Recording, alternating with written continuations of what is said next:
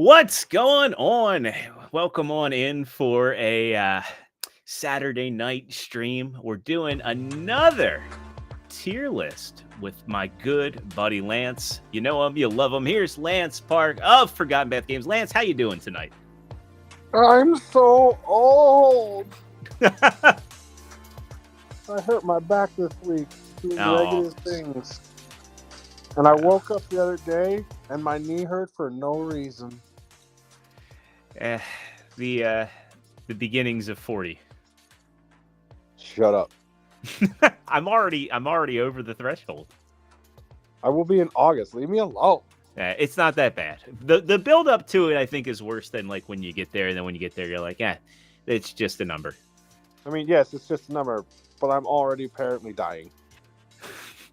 Well, technically, if it makes you feel any better, from the moment we're born, we are. The moment we're born, we're already dying. Shut up! I heard that so many times. I know it doesn't make you feel any better.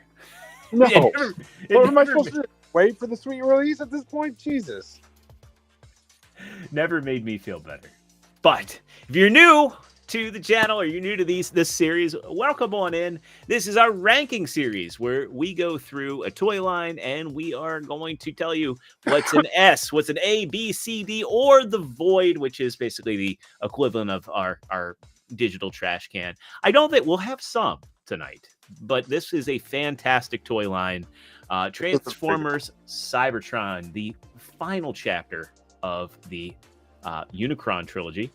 I have fun facts for it too when we bring up certain characters, because some of the figures were released in America, some weren't released in Japan. Yes, and some of them didn't even appear in the show. I mean, that always happens. It does. I mean, this trilogy, I think, really was like the first time since G1 where the vast majority. Well, actually, no, it wasn't, because I don't think that. Armada. I think. Yeah. Both, actually, the previous two series, anything that was a toy pretty much showed up. Robots in Disguise, I think, had all show characters. Yeah, but that was a bad toy line. Oh, no. We got to do that one next. All right. I'm down. I remember that one. That's the toy line that gave us Gigatron. That was good. Brought the three basic Transmetal Predacons into like. No Beast Wars gave those. Yeah, well, Skybite. That was in the Beast Wars toy line first. I know it was in the Beast Wars toy line first, but they were legitimized in the show. Oh, so just because they don't show up in a cartoon, they're not legitimized? I think when they show up in a cartoon, it makes them better. You're showing your bias. It is a little bit of a bias because you get an attachment to those characters when they appear in the show. Oh, okay, Mudflap and Skids. They're different. I think the Bay movies. The Bay movies are a little bit different, but Cybertron says somebody who's biased. I'm not hiding it. I'm saying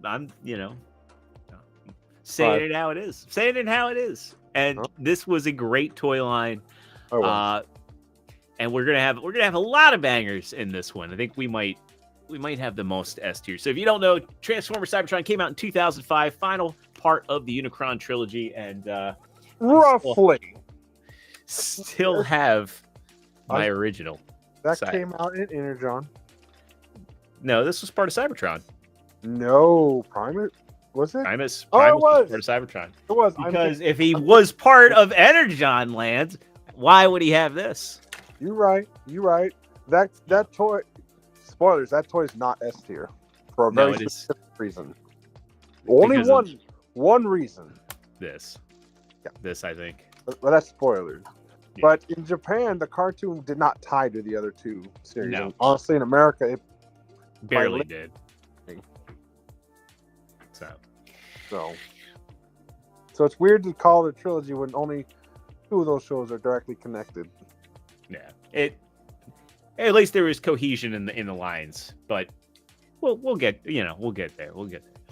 Anyway, if you're new to the channel, welcome on in. If you don't mind, slap that like button because it helps me out in the algorithm. And if you're not already subscribed, hopefully tonight is the night I earn your subscription. And if you do subscribe, be sure to ring that notification bell so you can get alerts when I do extra content on the channel, because this one was kind of kind of a last minute one. Lance reminded me like, hey, aren't we doing the ranking? I was like, oh crap, we are doing the ranking tonight. So threw it together, and we're gonna have a lot of fun with this one. And we're going to have a lot to talk about on Tuesday because New York Toy Fair is really popping off right now. So we got Butcher of Blaviken in the chat. Welcome on in. And if you are watching us live, be sure to pop in the chat because you will be able to help us with any tiebreakers we might run into. It is open to the chat to argue for or against a figure. So let's go ahead and we'll pull up the tier maker for tonight. I think this one we're going to be pretty... I don't think we'll be as divisive on this one as like we were. Yeah. Because like this one is good. Let's get us over here. And at the end, I definitely want to see the number of S ranks and voids we got versus all across the three. Yeah, I think we're definitely going to have a lot more more pros in this one. Let me see if I can customize. Let's get us over here. Let's get this over here. Mario, yes. He showed me the Cyber World stuff, and my nephew will love it. Yeah, I think a lot of people are being a little unnecessarily harsh on Cyber World, but Cyber World, like when I saw it, like just like Lance, I was like, this is going to be a good entry point for my nephew as well. When I saw that Grimlock, and again, it's going to come down to like how quality the plastic is. Like, I don't want to give him anything that's going to break.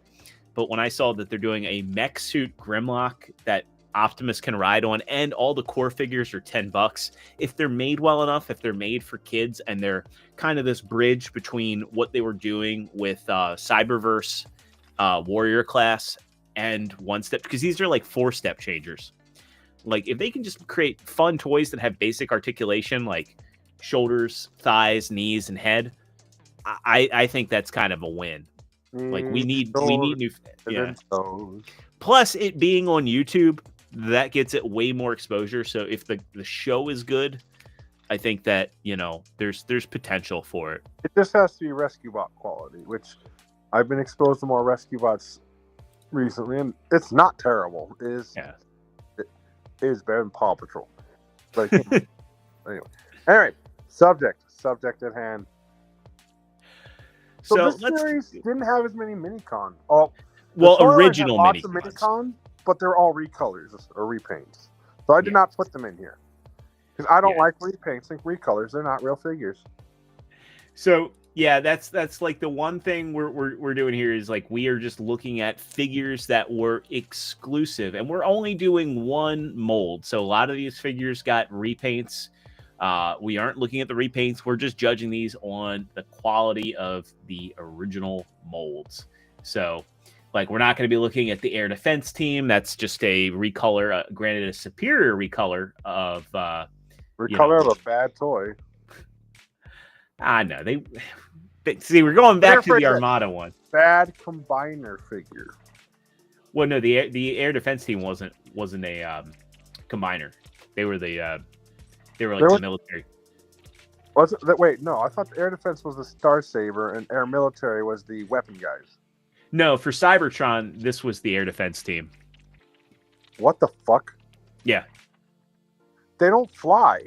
No, but I guess they're anti-aircraft vehicles, so. One of those is... okay, I'm not going to get into this. I mean, semantics on naming them. This is bullshit. All right, but anyway. So do you want to start with the Legends guys first? Because this was actually the set that gave us... started doing like that Legends thing, as far as I know. Do you have the Legends in this one? Because I didn't. I don't. I put them in there. Okay. They're the ones I think that usually have 2 pictures on them. Like I think the Prime's at the bottom there. Oh, okay. So yeah. Okay. Well, we'll start off with them. Now, full disclosure, I didn't own any of these. Like I saw them. Like a couple of them. Yeah. So most of them were solidly C. Evac was void. It was bad. You'll see why. Yeah. So I guess we'll start off with those. And so we'll start off with Prime and just putting him in the void as a placeholder. Now I do remember seeing this, but at the time, as I mentioned, during that whole Unicron trilogy, I was a frugal boy, and I just didn't pick up, didn't pick up things that didn't fit. Now I did get a lot more of Cybertron because I started to get a legit job. I actually was selling phones and actually doing okay, so I could afford a bit more of these. And of course, that was also the year that we started getting alternators. So it was tough to choose between alternators and Cybertron at times. Right. But so I kind of a lot of them had basic articulation, and they were just tiny versions of the figures. Yeah. The Prime, they didn't have their guns, they didn't have their gimmicks, they didn't have their accessories, which was kind of yeah. I remember about the Prime though. He had a really lame truck mode. Like I knew that they worked with what they had, but they kind of, instead of being like that space fire truck, he just ended up being like a really like flatbed weird truck. Like well, the problem is you didn't have a trailer to hide it, and it's not like you could actually show any trailers. So all you had basically was his toes didn't even fold down to like give the illusion of a flatbed. So just literally like he just sat down is basically his vehicle mode. It works better when you scale it up, but at this scale, it just didn't look good.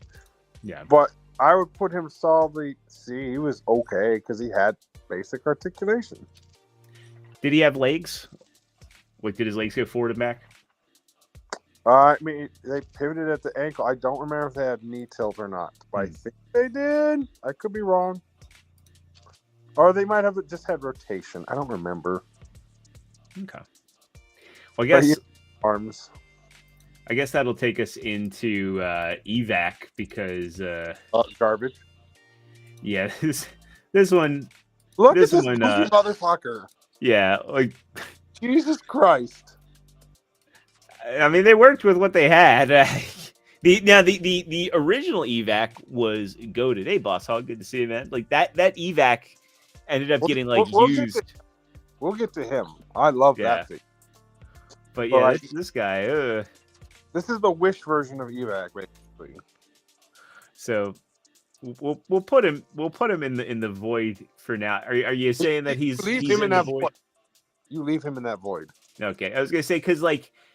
It also looks like he's kind of a hollow boy as well. Like, I mean, yes. And this was an era where hollowness. I will give him one prop. He has guns. Barely. But he also apparently, how do I put this? He has the proportions of a Popeye. His legs are longer than his entire body. Yeah. He looks like Sonic and Popeye had a baby. Had a baby that was raised by, Leo Prime or some shit. Speaking of bad figures. Yeah, leave him in the void. What's next? I need something to wash the taste out of. Well, I guess we can look at the Megatron, because I do remember seeing this guy. That one actually was not terrible. Yeah, and again, this is the Legends class. So I remember seeing this one, and people on the AllSpark forums were saying, yeah, this is a good little pocket figure. And I guess this is the Japanese versus the Kartomi one, because again, this was also a time where the Asian market ones were getting more paint, and it was noticeable. And a lot of people would just import figures because they were more accurate, or just in a lot of cases better decos. And you're right. Really shows here. Like, again, especially in the vehicle mode, they don't have the metallic green on the engine or the black accents on the yeah. But as a figure, he actually was not bad. Yeah. Because he was very he didn't do the triple change thing, although calling Cybertron Megatron mode triple changer is generous. Technically. Yeah. But he's not bad, and that's a bitch in car mode, let's be honest. Yeah, it's like that. I remember back in the day, everybody was like, this is like, a Batmobile. Yeah, I'd slap him. What do we have? I think he's better than Optimus Prime. I'd probably put him in B. Okay. I'm trying to find him in here because I can't tell if that's the. There's 2 pictures of him in there because it's from TF Wiki. Yeah, that's why I'm saying is I'm trying to find him in here where the other one is, because that's definitely the one from. Well, actually, wait. This is it. Yep, that is it, because I see the. But I'm just trying to find the regular Megatron in here. Do we need to add him still? We might need to add him still. I thought I put him in there. It's all good. We'll add him because I can pluck him right from TF Wiki, because we don't want the clear one. We want the and not the Galvatron one, because that one's not bad. the Galvatron one, yeah. Although the color scheme's not. It's weird.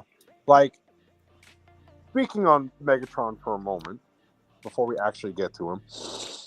There he is. His first deco is more reminiscent of Galvatron from G1. His second deco is more reminiscent of like a Megatron from G1 because of the silver and black. Because usually your Galvatron repaints are purple and orange. You know what I'm saying? Yeah. Here, we'll go into the real quick and we'll add him there. All right. Who's the next There one? we go. Let's go through and let's talk about the Legends hotshot here, because I remember seeing him, and here he is here. Well, he had no knees, no shoulders, no arms. This is just kind of like a micro changer. Not as bad as Evac, because at least the proportions are a little better. Yeah. I mean, he has Micromaster vibes for sure. Yes. Hey, Stunning Brave. Good to see you, man. Hi, Brave. I don't know who you are. Well, I probably do. He is a artist who does a lot of really good drawings. Everybody should check out his YouTube channel. I was watching him draw some chibi Predacons today, and they were looking awesome. I actually have when you were over, he was the guy that did the Beast Wars Megatron drawing that I have in my staircase. Well, that's fucking bitching. Awesome. Slap Hotshot in, I wouldn't say Void, but D. Okay. Yeah, I mean, we all kind of love Micromasters, but when they don't have arms, you know. Yep. So that takes us through. Well, actually, no, we have Starscream. Now, I do remember seeing the Starscream. Now, he's not bad. Yeah. And it was, yeah. The Starscream was just so weird. The way he got released in the big one in this line. Yeah. Well, we got 3 of them. Well, the Voyager one you could only get in the States in a 2-pack. So I remember he was one of the figures that a lot of people were importing. I think this one is. Yeah. No, that's not him. You can tell the small one has a black blade and a black blaster rather than 2. If that helps. There we go. But it was not bad. That's him for sure. It had knees. It had feet, technically. It had upper legs and arms. Like, I would probably put this one in the same class as Megatron because it had the basic level of articulation. Yeah. Just no elbows, but again, his arms were so stubby, he kind of didn't need them. Right. And this was one where I do remember people picking him up because, again, they were like, good pocket toy, fun transformation. Yeah. So I won't argue on that one. We already got Evac. He was wave 2. Jetfire. I liked this one personally. So let me find him here. So yeah, there's Jetfire. He also had technically his back tail thing became guns, like his gimmick. And these figures too, I think is important to mention, were like $5 back in 2005. Back in the day, yeah. They were tiny. Yeah. So like this, he's not bad. He doesn't have knees. He does. He does have a lot of kibble that winds up around his head. That's a bit unfortunate, though. Yes, it does make a balance issue. Yeah, but he has elbows. Yep. So, And he has shoulders, yeah, roughly, kind of. They don't go very far, but he's got them. Decent paint deco. Yes, I think he's solid. Like, I probably put him still C because he's not perfect by any means. Yeah. But he looks good. He does not look, like Mario and Luigi got turned into robots and had a kid like Evac. Like, Jesus. And next up is the Legends Leo Breaker. I don't even remember seeing this one, but he's bad, just like his normal figure, and put him into and there he is. That's just pain. The hollow forearms, and also of all the ones to not have, or did he have elbows? Can't tell in the photo, and I can't remember, but I don't think he did. He had knees ish. Yeah, which he better for being a lion. But he was not good. Yeah. I too remember those glory days of like the sale prices at Toys R Us. I miss Toys R Us so much. You guys in Canada are so lucky to have Toys R Us still, because I see videos. I'm just like, when I have kids, am I gonna have to do like a road trip to Canada? Probably. Shit, we may have to flee there at some point, but that's neither here nor there. Next, Red Alert is next up. So Red Alert. Red Alert is let's see. He's not version. To be fair. Yeah. His alt mode is better than his vehicle mode, but it's still not good. Yeah. I mean, at least they tried to do something with his weapon. He has a hole in the middle of him in vehicle mode. Yeah. Yeah. He's not good. I'm gonna say void. Void. Because they could have made that work. I mean, they could have just put a couple panels on there. Correct. Yeah. Next up is the Legends Scourge, and this one. That one was not bad. Yeah. Though I'd say he kind of loses. Like, again, a lot of these actually have decent decos for being tiny figures, but I feel like something's a little lost in the sauce where they didn't paint the eyes on the dragon heads. Yeah. Elbows. He has some knees, and he also had thighs because they were on ball joints. Yeah, but they put they could have put the feet on ball joints, giving him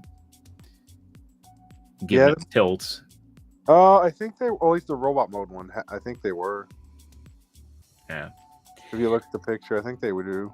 I think they were. Yeah. They were. He had a little bit of tilt, which would put him solidly C for me.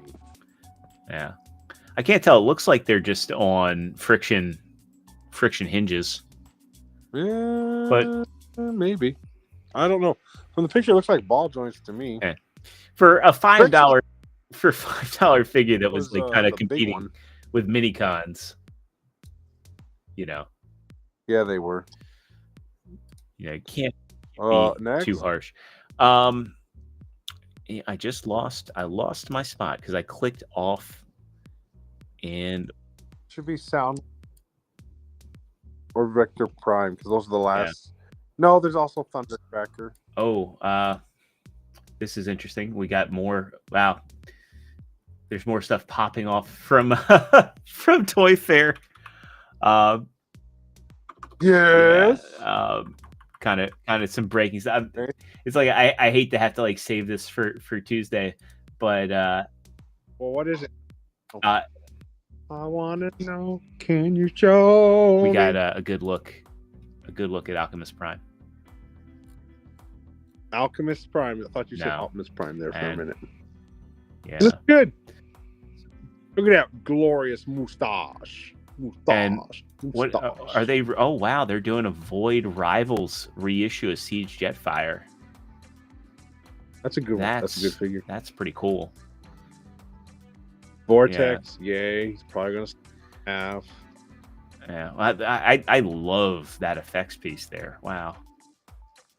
That's pretty cool. I don't know what it is, but it's cool. Yeah. It looks good. Yeah. All right.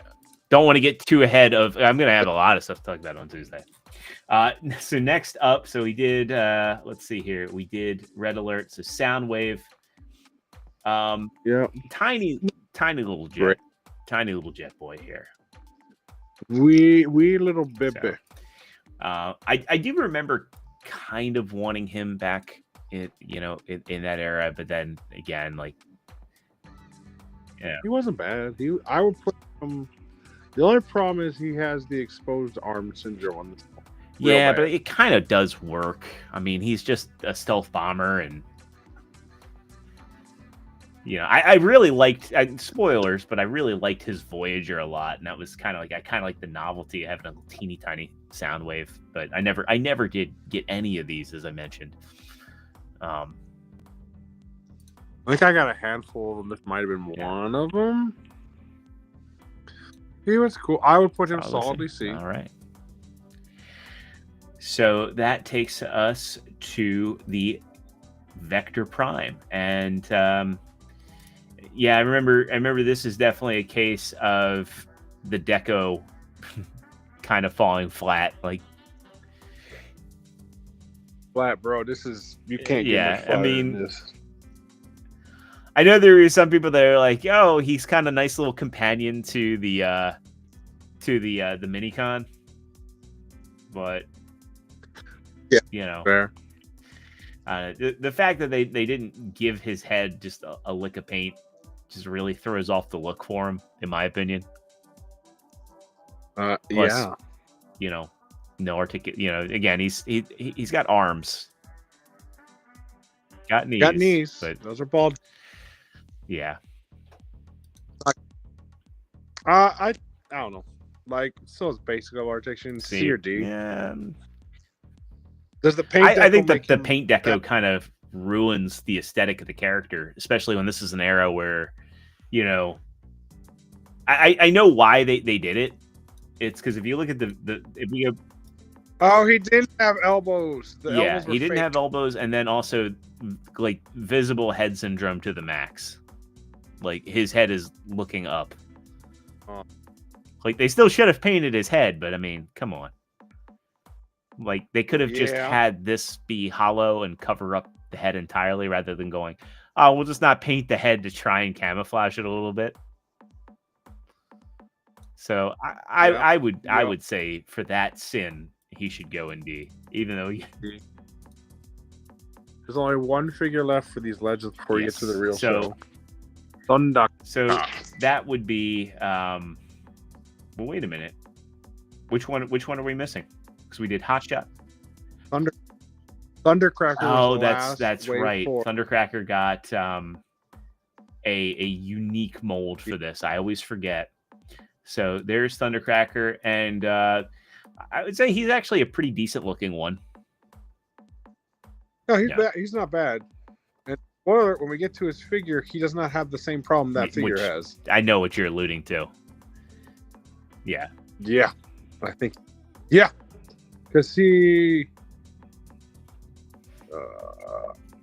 I don't remember if it was removable or not, but it was so much more smaller. It was more balanced. Yeah. You know what I'm saying?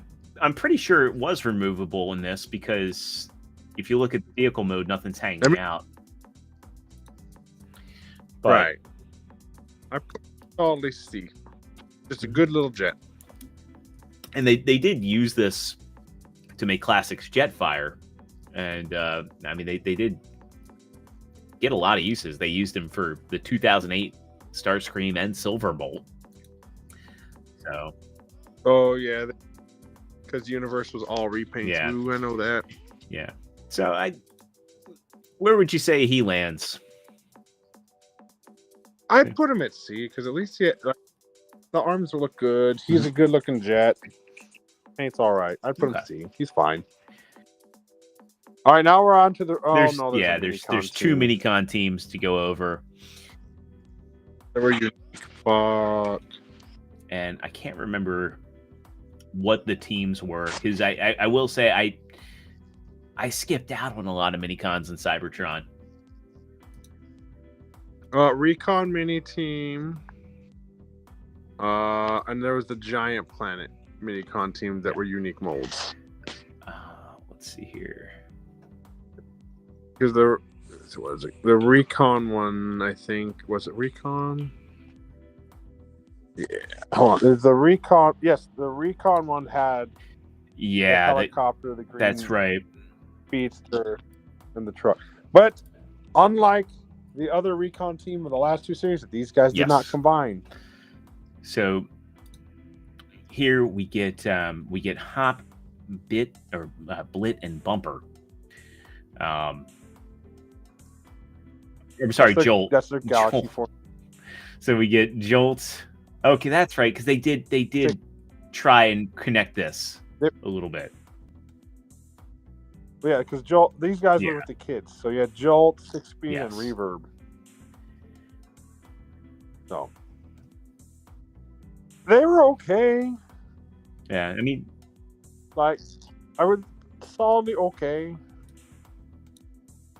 but like they're nothing special.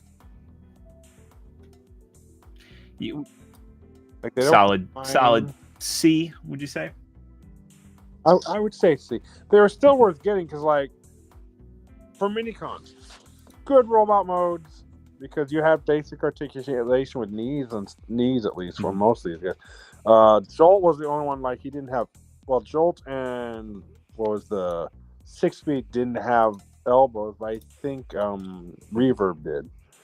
But most of them had knees, if it was just because of the transformation. So let's get the giant one. Now, I did consider getting this one because, you know, Metroplex and all. Not that they... Yeah, this one was kind of cool. Although, man, that jet has a problem. The missiles hanging off. We're talking about the missiles. I'm looking at his chest. Well, I mean, also minicons, right? I can kind of forgive it when we have goofy designs like Cyclonus. I also wanted to get this because, you know, so few and far between that you get subs as Transformers. So this is true. This is know. Yeah. Yeah. Again, I would probably put these guys the same. Minicons were on the way out at that point. Like, the only people that got them in that line was the Giant Planet. I wouldn't say the minicons were on their way out because I remember, like, Walmart being flooded with minicon packs during Cybertron. That's because they did a bunch of repaints. As far as unique molds, few and far between. Yeah, I mean, they just were out there as, like, cheap Transformers for kids at that point. Like, they were arguably, like, the value line for kids. You know, so yeah, but yeah, I put them in C. Not anything special. Well, let's get to arguably what I think is probably your favorite figure. All right, motherfucker. Let's talk Backstop.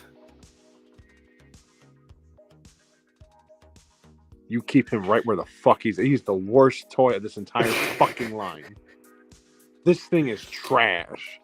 Hardcore bullshit. Yeah, like, there's no redeeming factor in this thing. How this got made, who thought this was a good plan? I remember he was the butt of many jokes. Like, back I think it was like back when we first started talking, even back in the early 2000s. This figure was like the bane of your existence. It was bad because I still remember Beast Wars. Oh, it's a Rhino. Rhinox was one of my favorite characters, and this thing was he had a really bad gimmick, and his alt mode had more articulation than his robot mode. And I mean, just like, look at his legs. The legs fold together, so he has two left legs, basically. Holy shit! Who thought this was a good plan? And even the Takara Tomy deco, like, there were a lot of situations where the Takara Tomy deco might have, like, no, it's just, no, he's bad, and he's so bad. Oh my god, I hate him so much. we can get that pain out of the way. We don't have to dwell on. If there was something lower than the Void, I'd stick him in there. Like Jesus, just burn it. Let's wash that taste out. Let's talk about Overhaul. So yeah, he's a decent little scout figure. I think. Yeah. So that was the cool thing, that he had the claws, and he had like the little radar dish coming out. It's just he wasn't anything special, but I don't think he did anything bad. One bonus thing. Do you remember what his Cyberplanet key gimmick was? So basically, it launches that chest missile. Yeah. Yep. Backstops made his horn go out. Yeah, like Megatron says, he has a pooper scooper for a horn. Yeah. Yep. So good gimmick. You know, I think he's just kind of a middle of the road. There's nothing special about him, but at the same time, he's also kind of like inoffensive, right? I would say C for him. I will agree with C, because his sequel figure we're going to get to when we get to the Void, and that's not good. Let's talk about like what I think maybe might be the best Scout class, though. What do you think about Clocker? Okay. Clocker was really good. Clocker was. So I really like Clocker because he had 3 accessories, which is for that size class is pretty cool. Because you had the 2 windpipes. I will put one knock against him. I think the Cyberplanet key gimmick was lame. I still like how it worked in vehicle mode more than anything else. Right, it works in vehicle mode, but when it becomes a gun, it's okay. Your gun flips up. But I mean, he also is a Scout class figure, so I think that it's kind of hard to hold the gimmick against him. And again, these were, God, how much were Scout class figures back in 2005? They were, I think they're like 10. Well, no, were they? Because I thought the Luxes were still 10 back then. So maybe I was off. Maybe maybe these were $5.99 and the Legends were $3.99. So hard to remember. They might have been. But he was a sub $10 figure back then, and he had all that paint. Yes, he does have like hollow calves, but again, these were like the bottom. He has seats. He's got transparent, a transparent windshield that's like a separate piece, painted rims. I think 3 accessories for that size class. I think he's a B, if not an A. I would slap a B on him. Although I will say there's another Scout class that I like better than him personally, but there's a big problem with him. But we'll get to it when we get to him. Now, can you name me what planet he was from? Wasn't he from the Speed Planet? Yes. Velocitron, yes. So did we do? Do you know where Overhaul was from? Jungle Planet. Incorrect. He was originally from Cybertron.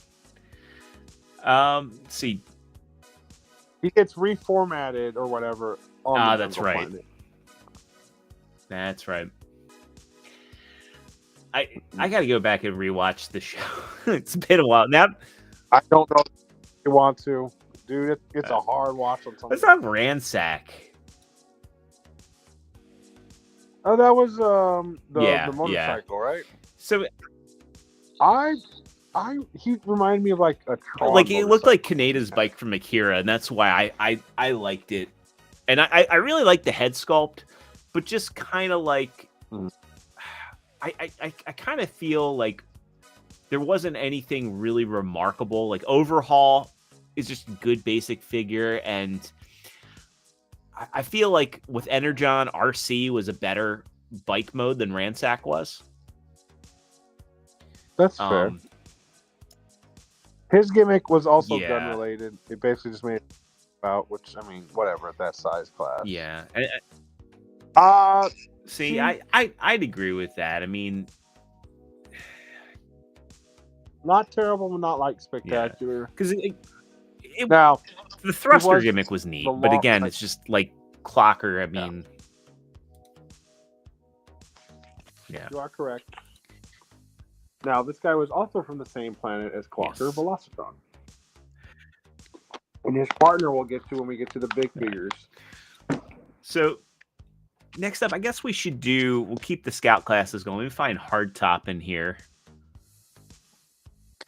Fun fact, this was one that was not Yes. in the show, and I think it was USA only. Yeah, I think you are correct about that. And it also got reused in the 2007 movie, if I remember correct. Yep. He was also redecorated into Swindle, which makes Yeah. complete sense considering he's a G. His gimmick, the gun flipped out to become a sniper rifle, basically. So cool. But solid little truck or Jeep. No. There's nothing special about him. He's just good. Probably solid C for him. Yeah. Yeah, I'd say solid C. There is no flaw that would make him, lower, I think. He has your basic levels of articulation, doesn't have 2 left feet or a lame gimmick. The gimmick is on par with the other scout classes where basically the gun gets bigger. I guess we'll move into Armor Hide.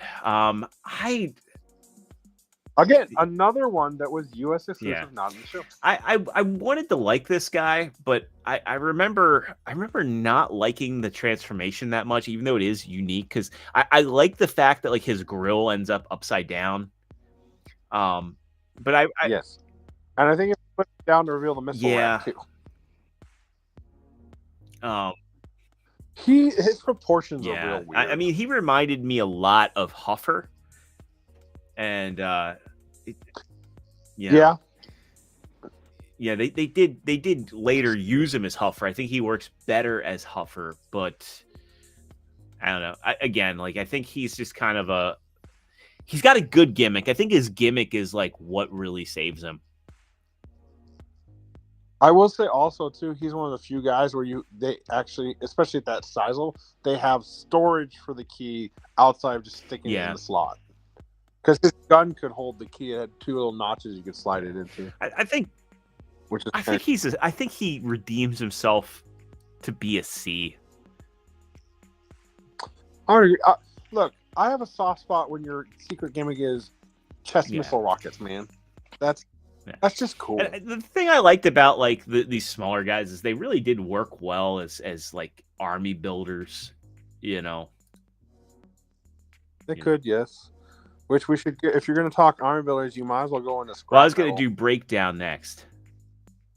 That's that's more appropriate. And so this is the one that I like. He's from the same planet as Clocker. He's the old man mentor, thing. And I actually like him better than Clocker, except for one thing. If you lose his weapon, his vehicle mode that's a good point. He does parts form in a way that, it's required parts forming. His gimmick, you plug the key in, he gets a knife. Basically, yeah. Which is fine.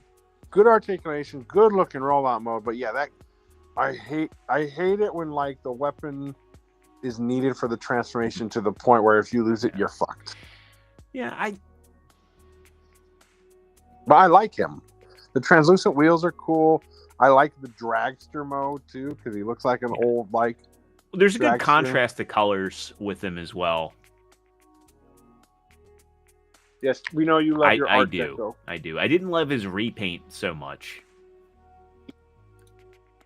Because they made him like seafoam green. This is a case where like the redeco is just awful. So you're not wrong.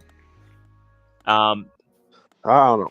Like I said, that's the only thing that would keep him out of at least B for me is the weapon required for vehicle mode thing is for me. But I love the way it looks. It's a great looking figure. I for me, like it's the gimmick that keeps him from and again maybe that's a little bit like unfair.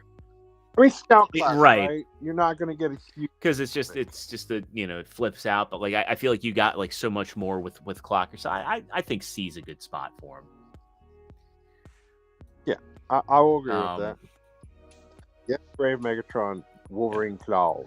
Let's see. So, Undermine. Yeah, let's do Undermine because I like this one a lot. He felt a lot like a continuation of what we were getting in Energon. He gave me Quick Strike vibes to a point too. Mostly because like his weapon, his tail. Yeah. Which, again, if you lose his weapon, like his alt mode loses a lot. Because a dinosaur without a tail is just weird.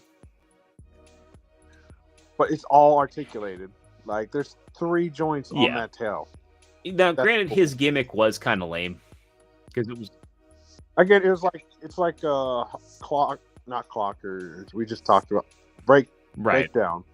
He gets a knife. Well, and out of his back in beast mode.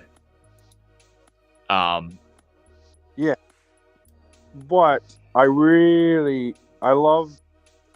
I don't know. There's just something about this hideous little bastard I love. Fair enough.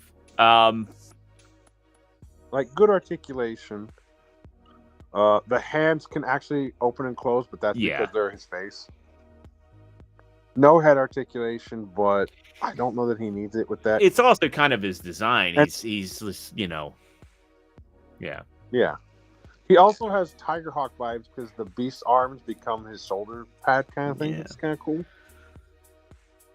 And I'm gonna lean on C just because, like, again, like he is a scout class, but I don't think it's fair to knock Breakdown for the parts forming element and the lame gimmick. I'm gonna say he's on par with Breakdown. I'll give I'll give you that. So let's see. He also got a redeco that I think was hideous.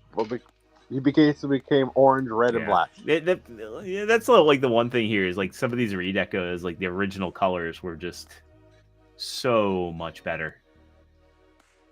You should go to Scattershot. Well, let's do Scattershot. So, spoiler alert: this figure is not going to be the same ranking as his sequel. No. Yeah, he was a good little figure. I remember. No, he's very good, and he's one of the few Autobots that's a military vehicle. And like firing quote unquote missiles and a gun. Like, and I forget what his gimmick was. No, those were pressure launched. So, what was his gimmick? The missile rack opens up to become another. Yeah, but it was a missile rack opening up to just show painted missiles. Interesting. So. Spoiler alert, his second form does that better. We'll get into that. Shall. I think he's worse than Overhaul. Just because I don't know, the back part is a little balanced. Again, he has back kibble with that gun, which does affect his balance a little bit. Yeah, but you can also lean him for it. I do like the fact that like he's got a good deco. I can't remember how well he rolled. He had the pin on front wheels, but I think he just had like little tiny wheels in the treads. Yeah, I think you're right. C. Yeah, I think C is fair. I think most of these, like in two back in Energon, we had a lot of those basic class figures that were actually pretty because they were Terracons. Most of them were like in that B to A level. I think most of these are going to be most of them C on these. Still good, but. Yeah, and Megatron, I did see Onyx Prime. I've been like, and yes, Prime and T-Man is at New York Toy Fair, and he got to meet Mark Clonus, and I'm insanely jealous. So, Recluse, Lugnuts, the next one. Yeah, Lugnuts. Back. Yeah, so this was one that I actually did pass on because I never liked the aesthetic of him, and I just. So, vehicle mode, great. cannot stand in his robot and mode. I also dislike the Like, hand Jesus. wheel thing going on. He looks like he should be a minicon, and that's not a compliment. You know. No. I don't know about Void because, like I said, his alt mode is very good. I forget what his gimmick was. It flipped up his tailpipe to be like a faux blaster. So the tailpipe on his shoulder, like that just flips up. Sir, his rifle is his tailpipe, and he calls it Dutch. All right. But yes, D. I don't think he's Void, but the only thing that saved him is his alt mode. Because again, alt mode he cannot stand up like 90% of the time because of just how the shoulder, the entire front assembly hangs off one shoulder / back. And actually, no, we are missing one. We're missing Short Round. Oh, here he is. So Short Round, I remember. I did. This is another. Yeah, I did pick this one up. And he's weird, but I liked him. But I don't think that's enough to like. He's got wonky proportions. I love the fact that he was like a hovercraft. You know, like we didn't get much hovercrafts. I mean, Sea Spray, and then the name was hilarious. Yeah, the old another Transformer called Short Round. His gimmick was just he got, you know, missile racks that popped out. He wasn't anything remarkable, but he was a neat little Decepticon trooper. Hey, Raz, good to see you in here, man. As well as Paul, good to see you. Not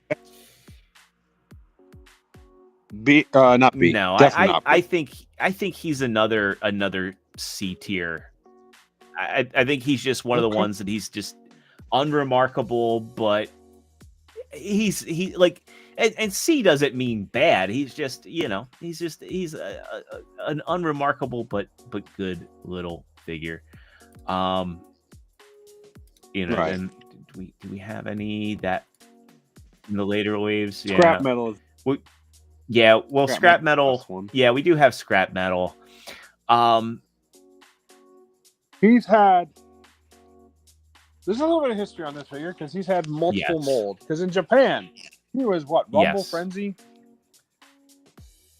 or Ramble, whatever you want to call him, and then had like 3 different colors. I'm also trying to find which. Oh yeah, you put the red one in here. So I think that was the American one. Red one. I liked him quite a bit. No, I actually like him. He was your Swarm dude, or he was the Troop Builder, builder one, because he was. Well, he had a cool. I don't even know which dude this guy was from. Which planet he was from? I think he was just a drone. I can't remember. But I remember one of the humans piloted one, which was the funniest bit. But he looks like. Oh man, I think the versatility of it puts him in like B territory for me. Like, is the gimmick great? No, but you could do a lot with it. Like, you could pop the sword off and put it in his hand. You could kind of give him like pile drivers, or stabby claws because his feet were technically. So he had a lot of not listed gimmicks that were gimmicks. You know what I'm saying? Like as far as that, I'd almost put him in B just because I want to say he's B just because I have, you know, I have fond memories of this guy being a little despot. No, he's very good. And like I said, the fact you have that versatility for his hands, you could have fists, stabby bits, or pile drivers, like the Rumble thing. The only thing you have to worry about too is there's a little bit of balance. And he paired up pretty nice with Soundwave. So, yes. Let's get into the real meat and potatoes. Let's start off with Deluxe Class, and we got to start off with the redemption arc, which is the redemption arc for Hot Shot. I almost want to put this in A tier. I think he's definitely an A tier figure. I think the only thing wrong with this figure is, and it's show accurate, but they did it again with the legacy one. The fact that he's got like a cape hanging off, and it does hinder the leg articulation. But okay, I take it back. He is not. He might be A. This is another fact. His sequel figure is not the same rank as him. Yes. And I think, spoiler, I think the second version is better. Yes. So I'm firm A on this because I remember his gimmick. What's that? Lame, as far as the gimmick is a lame with the flip out wings. It's a lame gimmick, but he still has a blaster. And I will say that like the flip out wings thing, it made him look more like Hot Shot. I'm sorry, not Hot Rod. And I will say like the red repaint of this guy. Yeah, like that really brought it home. And spoilers, we are getting that for Age of Prime, so I'm excited about that because I freaking love. I think this is the color he should have been from the start, to be honest. But it's okay. It's okay. What? It's okay. You're wrong. That may be, but I still like it. So yeah, I'm putting him in A. I think he deserves. That's like how you do a deluxe. We go from Armada with almost shit, just garbage, to maybe D rank in friggin' what is it, Energon, and now he's A tier because he's actually got a good figure. I think also too, it's worth noting that he had a really fun transformation, and the Legacy transformation's almost the same, which is crazy. That's how well it worked. I mean, yeah, why break? Don't break what don't have to fix what's not broke. It worked. Next up, let's talk Dirt Boss. Man, I want to I had a lot of fun I did this. Too. His gimmick was lowrider mode, basically.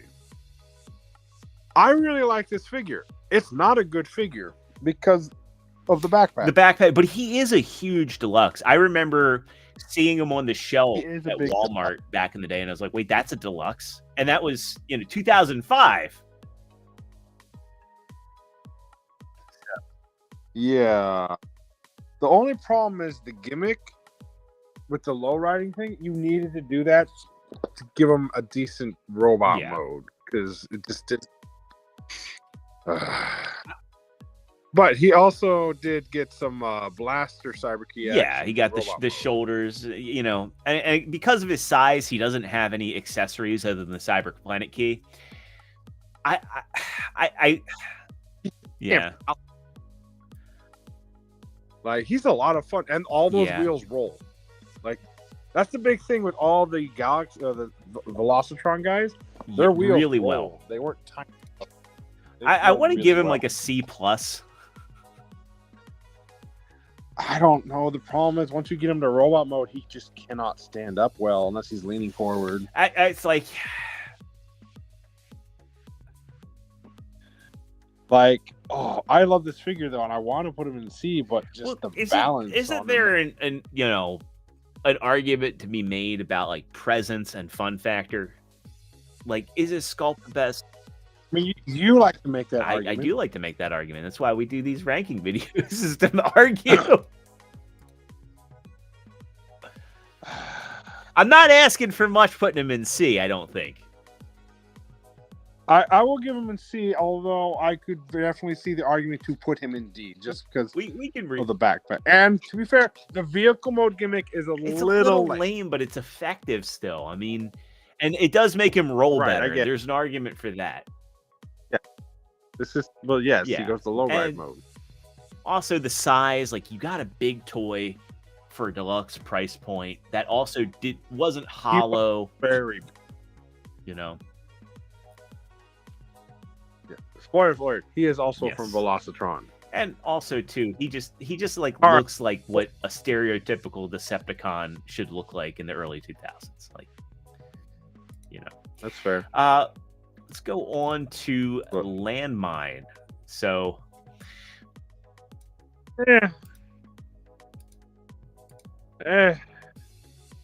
So his gimmick, you plug his key into his tires, they become buzzsaws. Kind of neat. neat. Kind of neat. We also have a yellow construction vehicle that I don't know that we'd seen that since Robots in Disguise. And not, I think he's just okay. I think he's still C tier. I think the thing that I appreciate is that he was pretty well balanced. I like his deco a lot.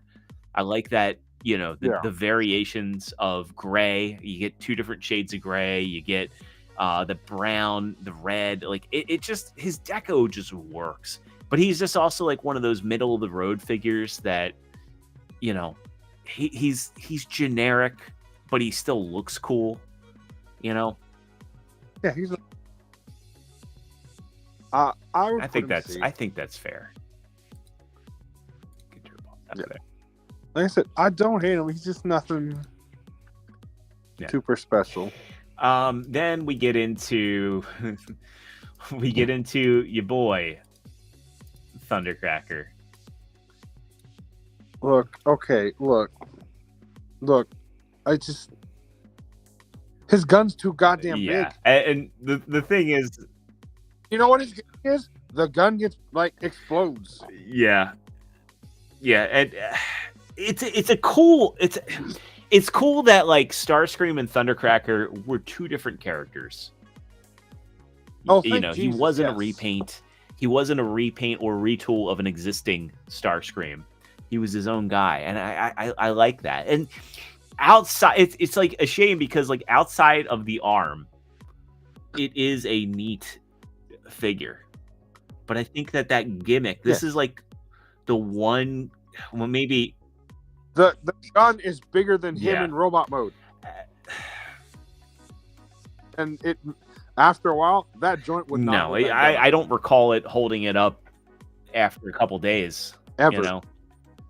Yeah. Well, the good news is you can't lose the right. There's no parts throwing gimmick, but yeah, it's like this is where I might have argued for one, or just like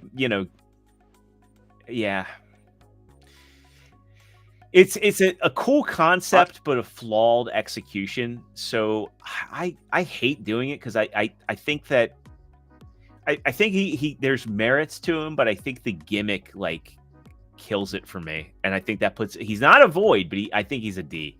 What do you think? I agree with not being a void because he has more articulation than Backstop. He could have used bigger feet too, because he does have stability. Like he basically is using his gun arm as a crutch at all times. That's mostly because guess what? The gun makes him unbalanced. If he had normal arms, the ballerina feet would be fine. Now put him in D. Got him there. Let's talk one that. So let's talk Override or Nitro Convoy. So this was an interesting one because it was a male character in Japan, and in the States they made it a female character that doesn't change anything about the character other than I think it like the boxy proportions didn't really work as a female character in the States. I think it's fine. Female characters can look like whatever they want to look like. Well, Jordan, I'm just saying. I like the redo way more than. Oh, absolutely! This figure is void. Here's the problem. So the entire gimmick with this guy, with Nitro Prime, we'll call it. So first off, you plug in his gun, and guns flip out, or you plug in the key. Cool, bog standard for this line, but it supposedly had an auto transforming gimmick. Yeah, did not work, which means it basically after a while floppy mess and could not stay in vehicle mode. And good luck trying to tab in the legs into that hood to keep it in. It was just not good. The Legacy one or whatever they did very was good. So much better. Yeah, this is where the gimmick just failed utterly. I agree, and the fact is, it still works without the gimmick piece, but it's just I think that's a D for me. That's a void for me. I would argue void Because how long did that spring hold for that, for the auto transforming gimmick until it just didn't work anymore? I don't remember it ever Like breaking twice. on me, but I remember it getting really loose, and yeah, And then it wouldn't stay. It's an utter failure of the gimmick. yeah. I'm gonna agree with that. You're right. And also too, Which is should have been a Voyager The redo? class as well. I mean, I know Voyagers were bigger, but and again in Japan they I think it's a normal gimmick, right? And trying to do the auto transforming thing just doesn't work. Any other gimmick where it didn't hinder the transformation or whatever, I think it would have been. I would have put this at least in D to C because the deco's cool, the concept as far as the character is cool. The articulation was there. It's just the gimmick made it floppy and just didn't work. So you basically, after a while, you lose that spring. You wouldn't have a vehicle mode. Yeah.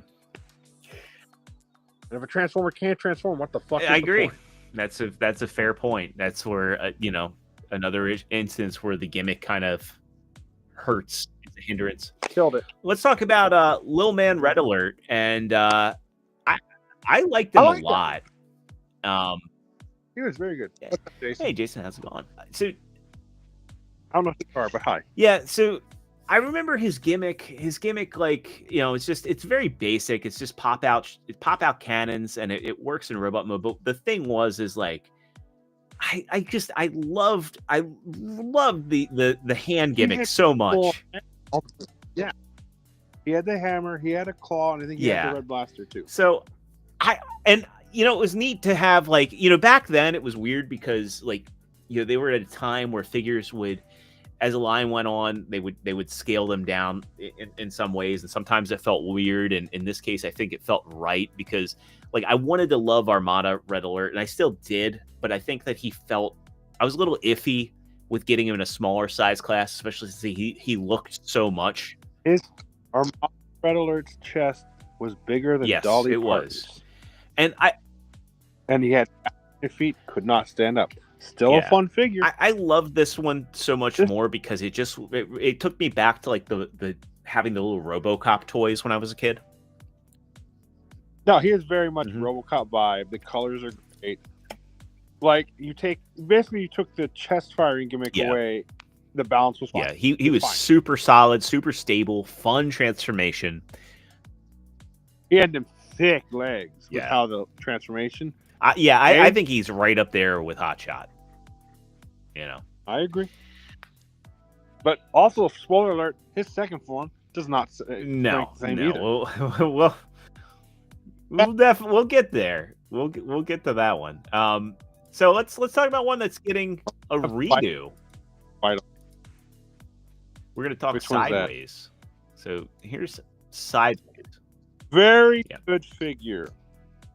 The gimmick is lame. Was pretty lame because you basically got the blades that spread out, popped out. What? But definitely a unique one, and he was, like, part of Planet X, if I remember correctly. Yeah. Him and Soundwave were Planet X. But it was a cool weapon, and it was a unique alt mode. Like, there was nothing that really looked like him at the time. He, like, certainly pulled off the Cybertronian thing. Evil Cybertronian thing. And kind of another redemption figure because, like, Armada Sideways had his issues, as we discussed. Yeah. So he's good, and he kept up. I think one of his gimmicks was the symbol flip from Autobot. Yeah, he did keep that. I don't know if that was created or not. What's that? I don't remember if it was. I don't think it was. I think it was just DIY. But I don't really think that's something. No, it was. I think you either flipped the panel or something. But it wasn't. I don't think it was. But it was cool. And again, I will put him. You think? That's his gimmick is kind of minus the Galaxy Key. I don't think he's as good as Hotshot or Red Alert.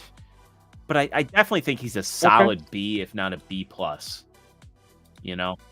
right, we'll do. I would agree with B. like I said, he was just good, fun. The deco was good. He had like the demon face kind of looking thing, which was cool. So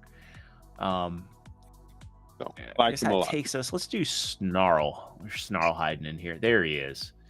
So Snarl, I liked a lot because he felt like an upscaled version of like what we were getting. It really felt like almost a lost Beast Wars character in some ways.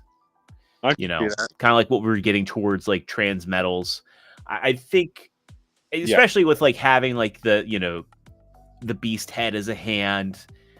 Fun fact, his gimmick, fangs. Yeah, that was a cool gimmick.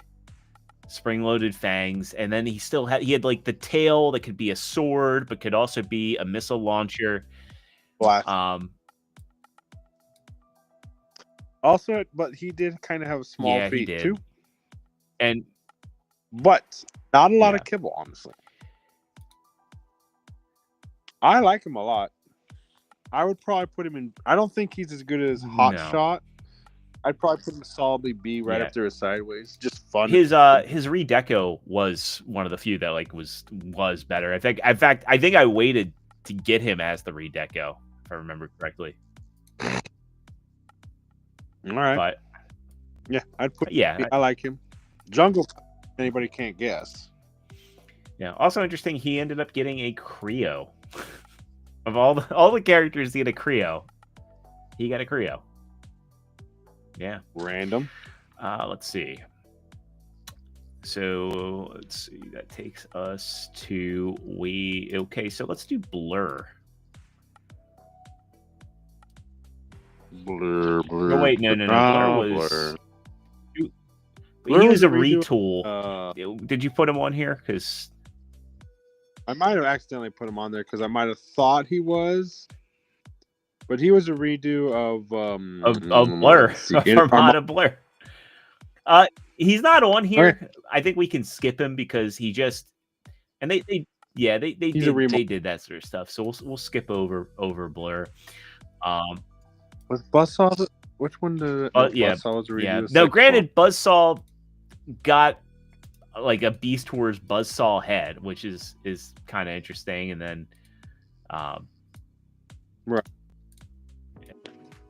Right, so the next one should be Brimstone to be the pterodactyl dude. Who again?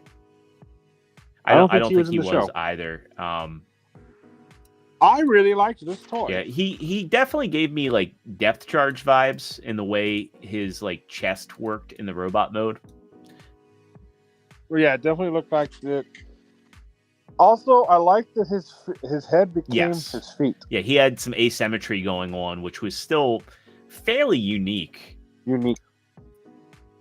And he had shoulders that could go up and down too, which is kind of cool because his claws could technically move. Now he had a lame gimmick though. It was just blades from the wings, and I wish you could take them out. Like I wish that they popped out, but yeah, like they could be removable swords he could do, or slap on his claws. But but like he had articulated hands, which pretty neat. That's very unique to the top. I think he's just kind of a C because he's a good figure, but he's very unremarkable, I hate to capitulate to you, but you're actually right. I remember having a lot of fun with this figure. It's a fun figure. I mean, like that's the thing. I think I'm very surprised like how many C's we're coming up with. Well, they have obvious flaws, and like the gimmicks were huge in this line too. I mean, they're huge across all three lines, but a lot of them boil down to either make gun big, flip out, or, switchblade knives. A lot of them, at least when at the smaller sizes, or flip out guns, make big knives. Switchblade. That's the two basic gimmicks when you come across most of them. Yeah. At this size. But I will agree with C. But he's a Dinobot, so he's I mean that's the thing is there's a lot of stuff going for him. It's a cool sculpt. It's an interesting deco. He's got the asymmetry going on. It's a unique transformation. It's just that he just doesn't. he's a good Transformer, but he's unremarkable, and that's, I think, it's like, That's fair. yeah. All right, well, let's talk about the next one. It's a vampire hunter. Are you? Yeah. So let's get his. He wasn't. Again, his gimmick. Flip out blasters. But the deco is so good on him. Like, yeah, the use of transparent plastic. Fun fact: this character is from Earth. Yeah, and it's like they also based it on like a Veyron of the time. Bugatti. I love the fact that like his he like had a blast effect before blast effects were a thing, you know. Mm-hmm. Well, his weapon is also very crossbow-esque to fill in his Monster Hunter role thing that he kind of had going in the show. Like, he's good. Yeah, I think I'd be good putting Crosswise in at a B. I would put him there too. The gimmick is, I mean, again, flip up missiles. But like the deco's good, the weapon's good, the robot mode's good. Not too much kibble on the robot mode. And Bugatti Veyron, modified Bugatti Veyron. Who can? Yeah. Yes. I'm not a car guy, but I know what a Bugatti is. I mean, they also sculpted in additional guns into like you can see them right here. I mean, I think B's a fair grade for him. Yeah. So we're starting to let's go. Thunderblast? Yeah, Thunderblast should be up next. So we'll look at Thunderblast. This one's trash. This is bad. I wanted to like Thunderblast so much. Because again, like we were doing Energon, it's like I don't know what it is. I have kind of a thing for like boat Transformers. I love the deco. Look, it's okay. We don't kink shame people here. I'm telling you I'm wrong. I'm admitting to it. But this was a case of a severe shell former. I mean, we got this was like the first time I think we got a female Decepticon, and they really just pun intended, they sunk their own boat, because I wish there was something they could have done with that backpack. Okay, you wanted to be like, what was it, ISRC, where you just take it off? She's a boat. It would make sense. It would make sense that like she turned into like, imagine if they like made her like a Silver Surfer sort of character. And yeah, you could argue that like, well, the parts forming kind of ruins it, but at the same time, like if she was like if she had like her like boat kibble turn into like its own little boat for robot mode that could fly and had like a mounted turret.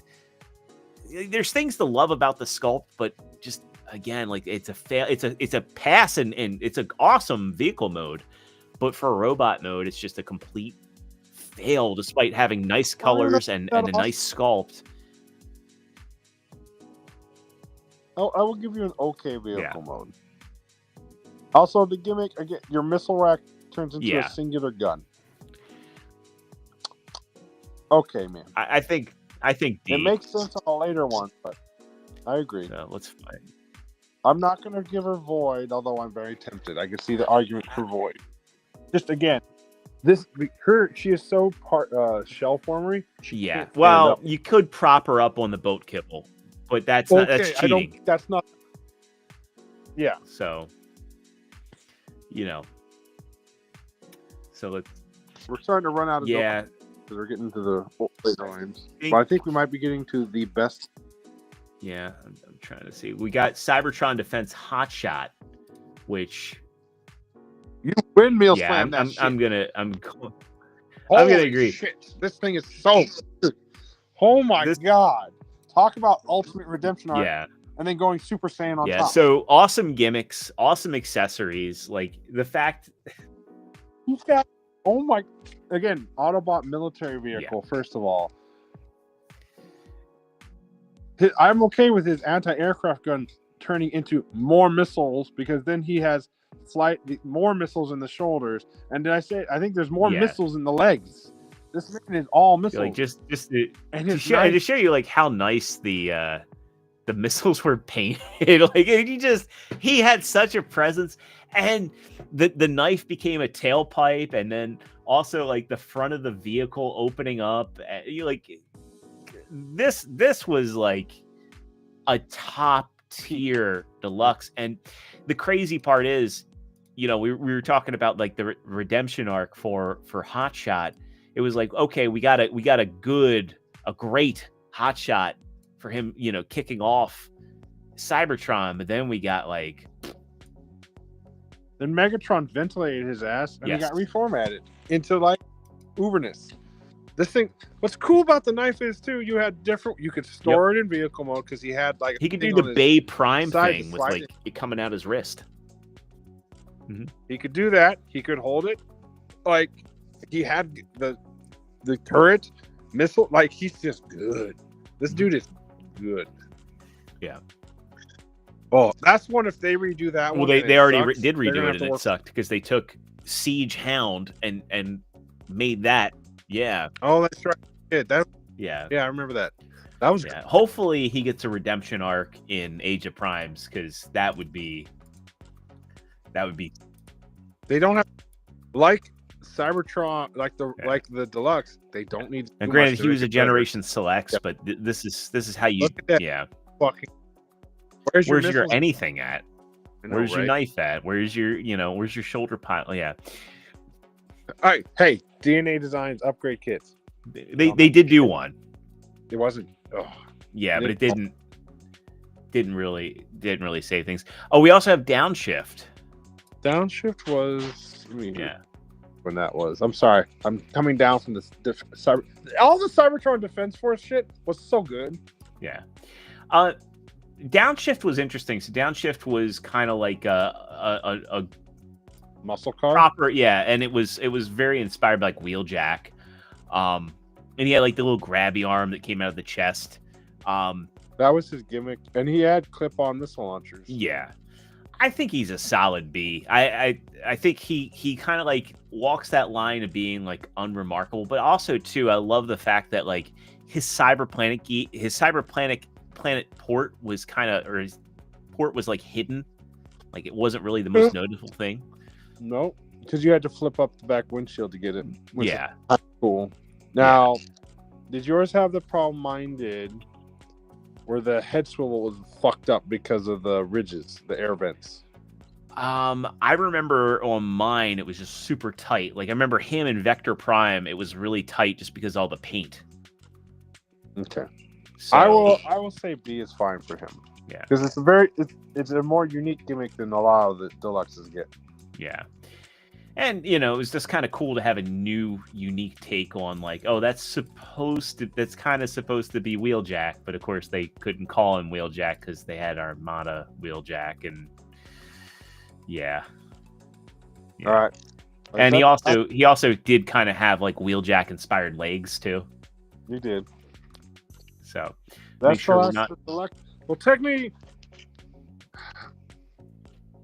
I think Unicron's in there. Unicron is in there. He was like killing. Yeah, so Unicron was a really interesting one because I remember was he a Walmart exclusive? I think he was.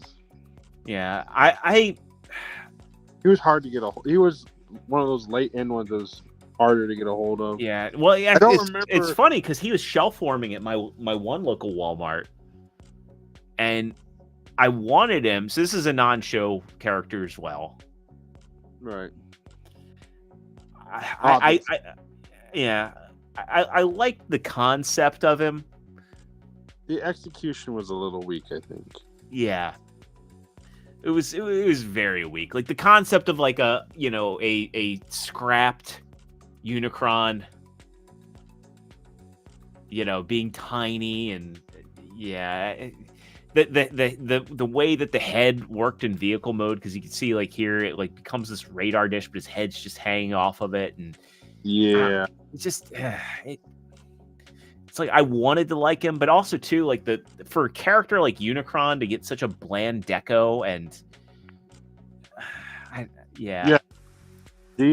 D, very very big D. I can't even remember like what his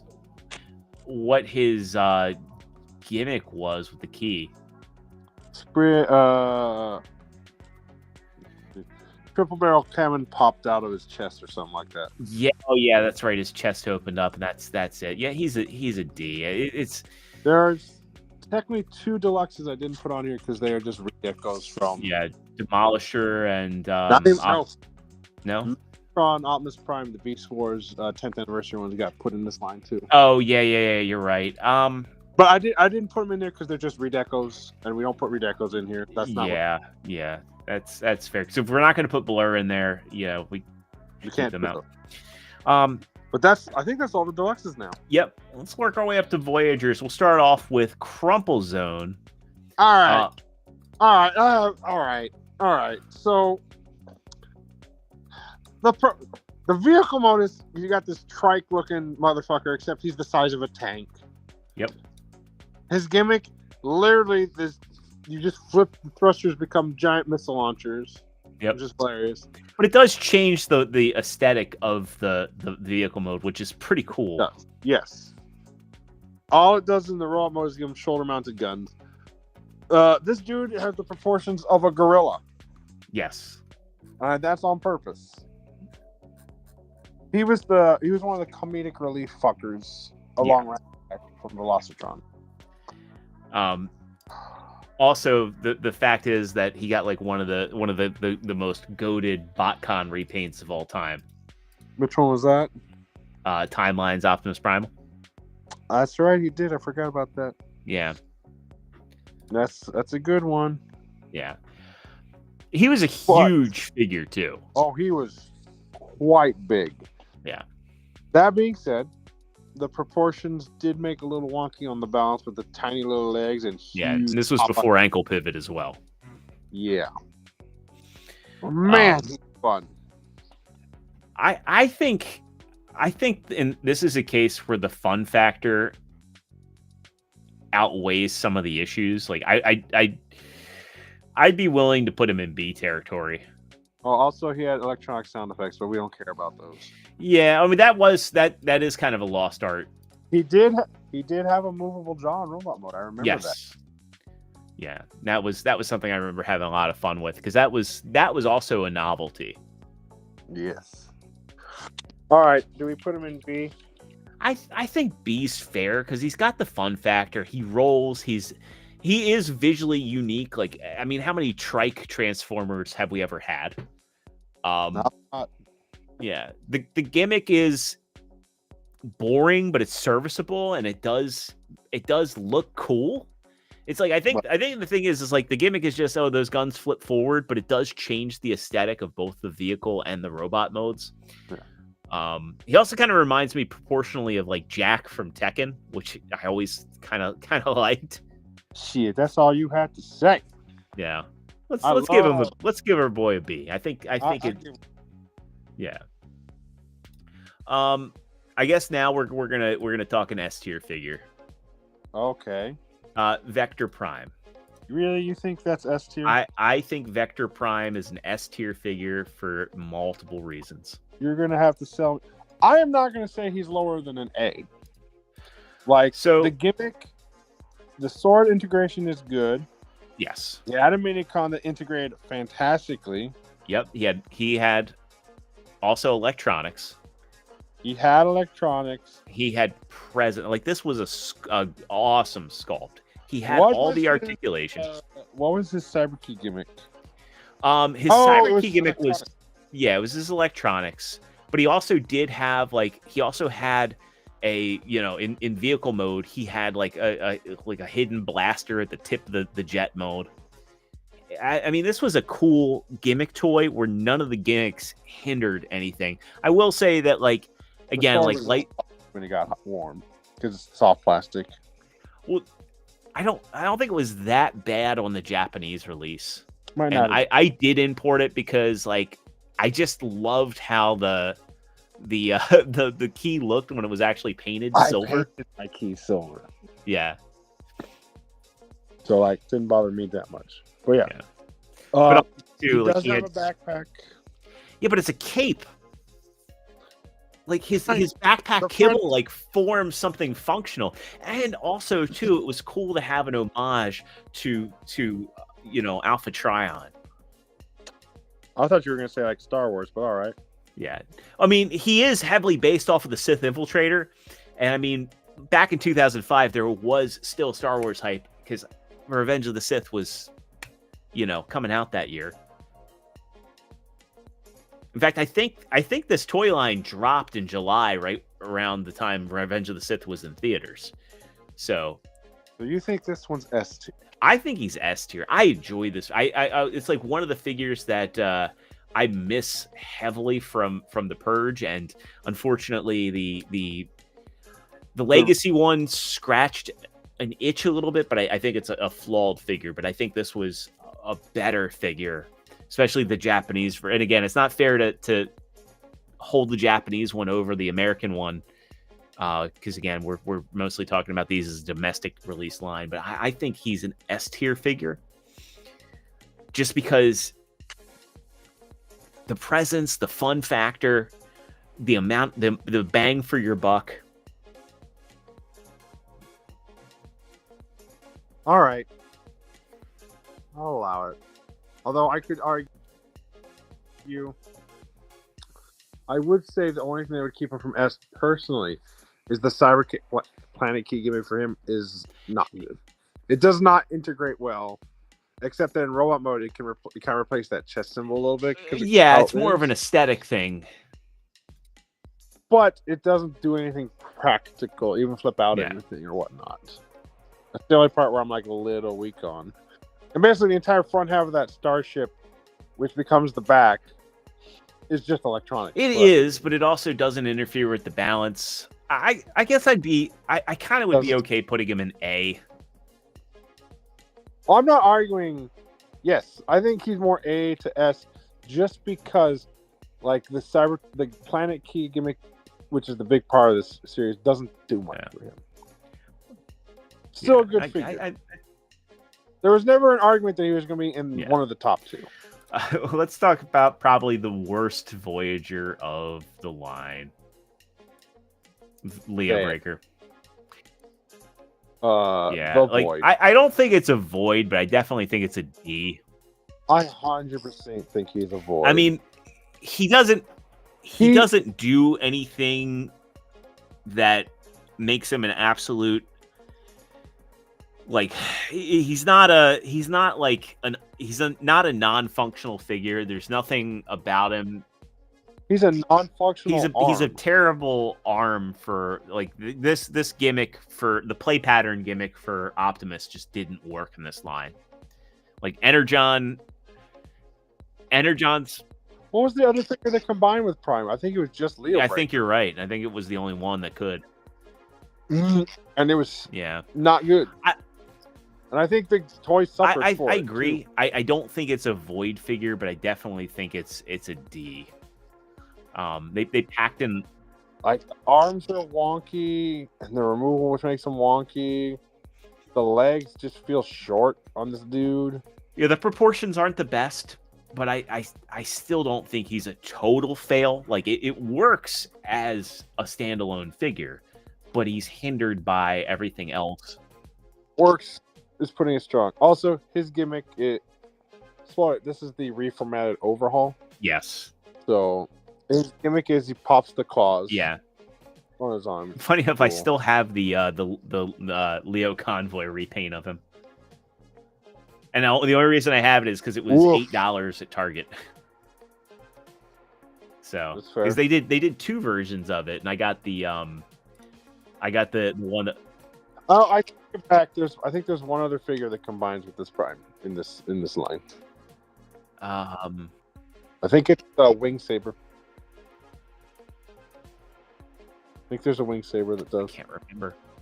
Yeah, this fucker's a D. I'm cool with D. I think D is just he is a D minus, but I think that the fact that, like, as a standalone figure, he's like passable, you know. I guess. All right, Yeah. I'll just leave him at Let's talk Mudflap. So Mudflap, yeah, I really like Mudflap was another one Despite that was being like Prince. huge figure. He was very big. There is a flaw. His gimmick is his long crane becomes even longer, which sucks in robot mode. He also has the flip out blaster gimmick too, which is kind of cool. He's got presence, and he kind of reminded me of Hotspot quite a bit. I could see that in the alt mode. I mean, I kind of did like the crane gimmick, but it was clear plastic. But back then, clear plastic, I don't remember any clear plastic ever breaking in any of the Armada trilogy lines. Not without trying, but it worked more in vehicle mode than it did in robot mode. Yeah, because the blade I remember being kind of like soft plastic. Yeah, I think it was. But yeah, he's a neat figure. He was a fun transformation. I can't remember if he had. I don't think he had a waist, but I would say he's like a B or a C, to be honest. I would put him. God, the only thing that keeps him out of B for me is that crane in robot mode makes balance hard. I think that's the only thing keeping out of B for me. But he looks and good. He's fun. I just don't think he's. I don't think he's as good as Crumple Zone. I'm sorry, not Crumple Zone. I agree. Yeah, Crumple Zone. You're right, Crumple Zone. I'd put him in C. Let's put him there. Like I said, the only thing that puts him in C is that, again, the gimmick interferes with the roll load a little too much for my liking. So next up, we're gonna talk one. I don't think this is gonna be a hard one. Let's talk Evac. Yeah, Windmill Slam. Great figure, awesome gimmicks. I mean, a working winch back then was such a novelty. Yep. Working winch. The gimmick, he could spin the rotors, which is whatever. That's standard. Good proportions. Shoulder missiles. Good proportions. Look good in robot mode. Yeah. Spring. The missile swung around. That was the Cyberplanet key. And well, also, didn't he have two? Because like when you put, I thought the Cyberplanet key like retracted the winch, which was pretty cool.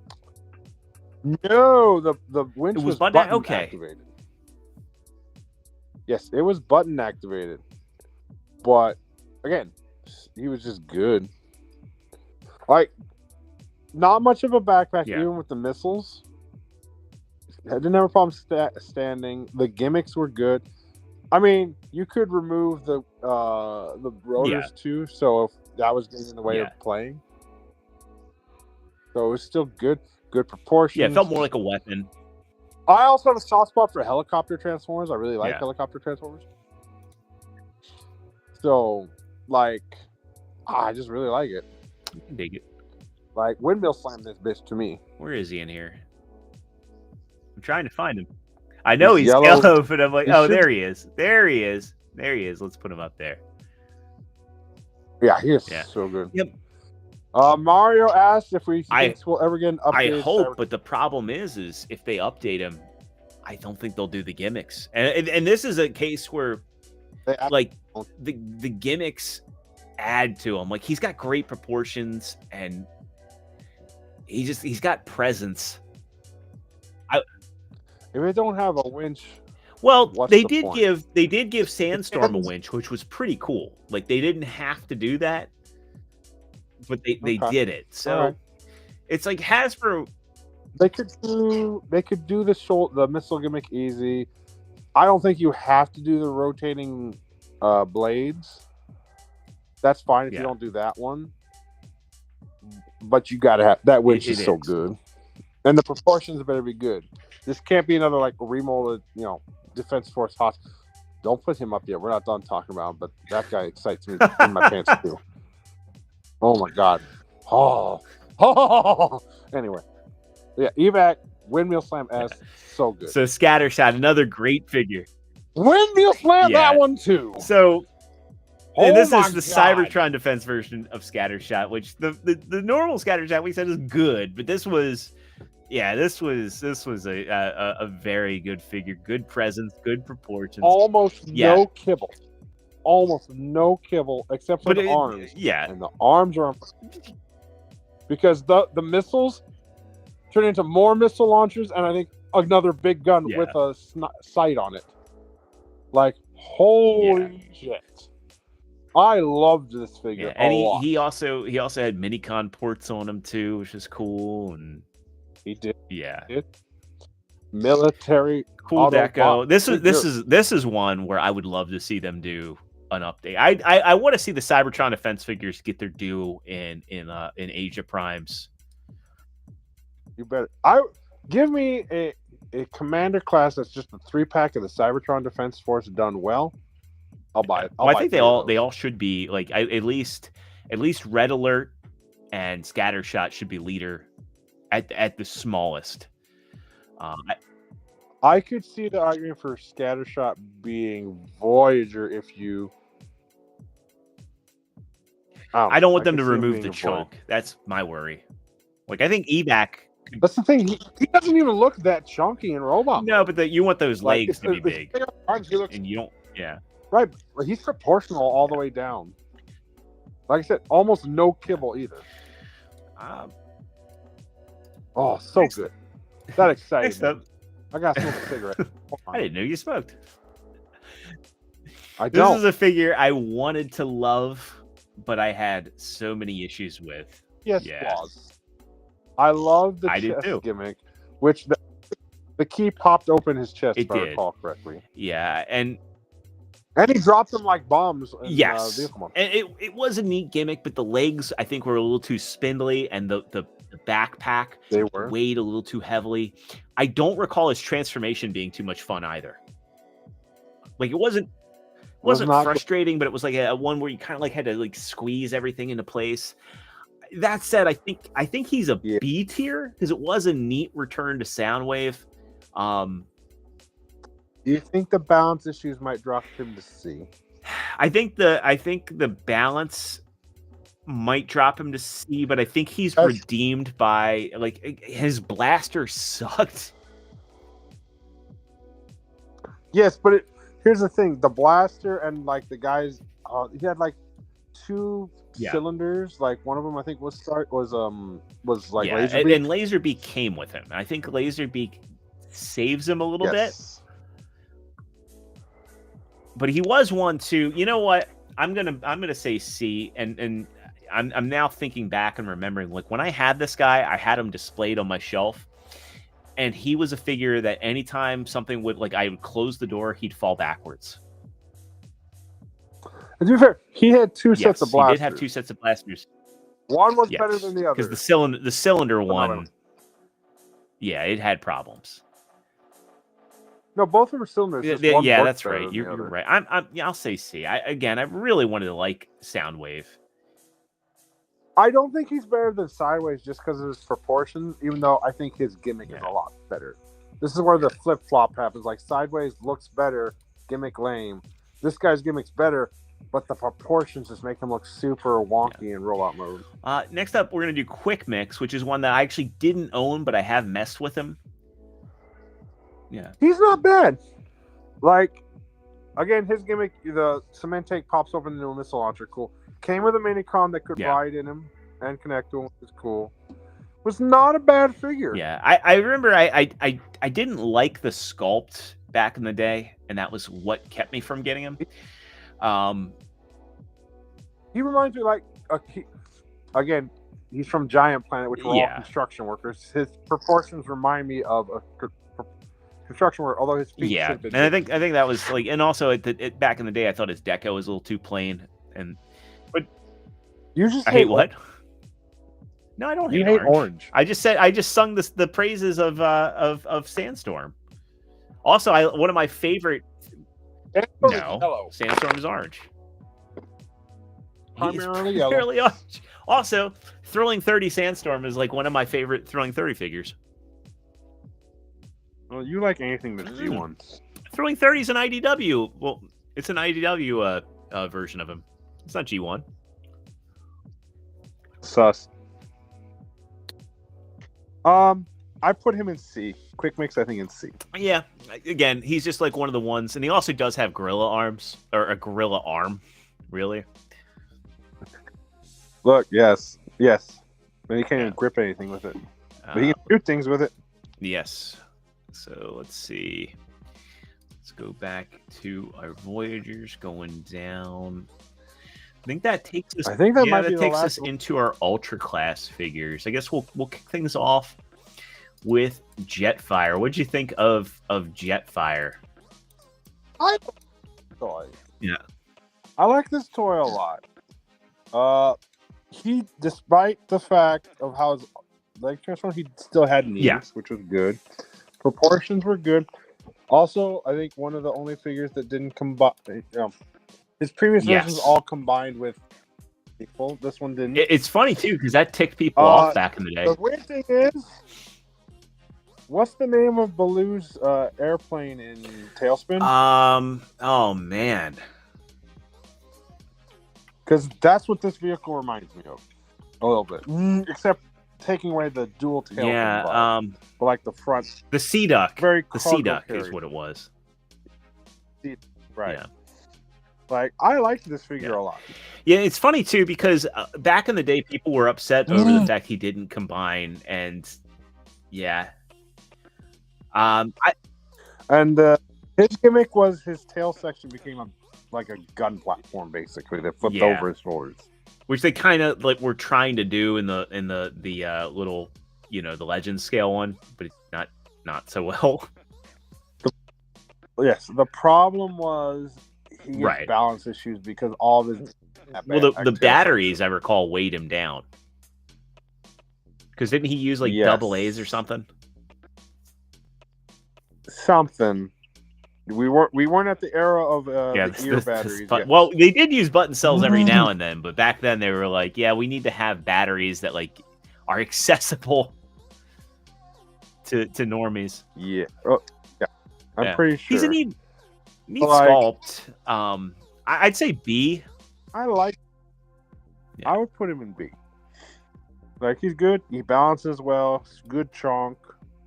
Good articulation. The gimmick's not terrible. Transformation. Fun, simple transformation that gives you, good looking modes. So. Yep, I really liked him too. So B's good. Now we come to a Jungle Planet. Yeah. Man. So it's funny. Like, Scourge is one. I actually have a fun story about him because So back in 2005, I went to New York City for the first time, and I'm sorry, it was a different place back then, and they did have a really good Toys R Us. Oh, that was a heck of a segue to say I'm sorry, and then you disconnect. Sorry, I missed your story. What? So I went to the Times Square Toys R Us. And this guy was my souvenir for the trip. And I went with friends as a 20-year-old man. So all right. 20 years ago, almost. I went and I couldn't find this guy in my stores. Yet I found him in Times Square. Here's my problem with this figure. He has elbow bend in a way, but his fists don't rotate. Yes, and that's. So you see how they're holding the axe? Yeah, that was the way you had to do it. You couldn't create a good pose. Like, he has presence, but the posability is just limited, and like his gimmick is just electronics, and it was cool that you deploy the second and third heads. Like, that's neat. They didn't look good though. Right? They didn't. They didn't have presence. They didn't look like they were sculpted by the same person. Right. No, this is one, if they did a redo in like Ages of Prime, that could be weird. And I think they kind of already did like a light redo of him in a way, because Transformers Prime Predaking really was evocative of this guy, if you think about it. Yeah, you ain't wrong. And that figure definitely had, especially like the big Predaking that they came out with. I think it was the Predacons Rising.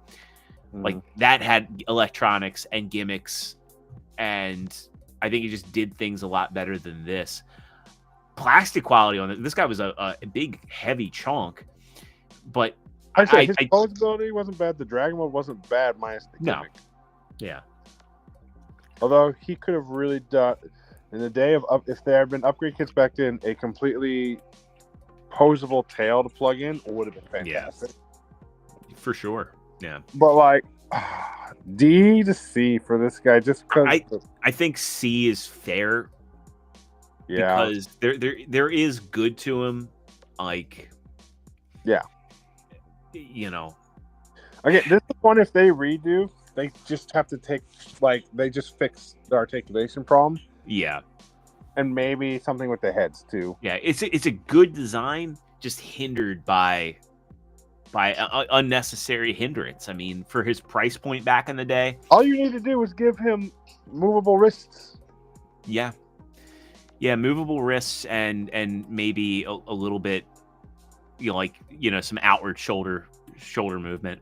Yeah. Would have like really bumped him up to like an A class figure. I think C's fair because it's not a total fail and it looks good, but yeah. Let's move on to, let's see. So we did Cybertron. Yeah, Red Alert. Hell yeah, brother. Yeah, this was Windmill Slam. For me. Now, I will argue that I think he's more of an A than an S. You're wrong. Well, because he's a great figure, but he did have some. Now, granted, like the knee bend was fine, but like the feet were kind of small. I don't remember him having issues standing, but that shoulder cannon, while it is badass, and the skull, it's removable. It is removable, but no, hold on. You cannot put him in A. He is an S, and I'll tell you why. What is the thing you absolutely loved about Armada Red Alert? Was all the gimmicks, right? Yeah, he did have the gimmicks, and his this guy has all those gimmicks. A double blaster that flips up that can be used in robot mode.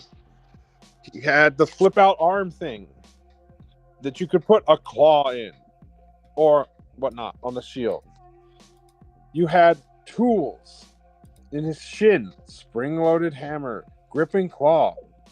You had Minicon hard points. Yes, the big gimmick for him was the missile split into a cannon. Whatever. Yeah. But you cannot put him in A because he has all the things you loved about Red Alert with none of the balance issues. And he looks good.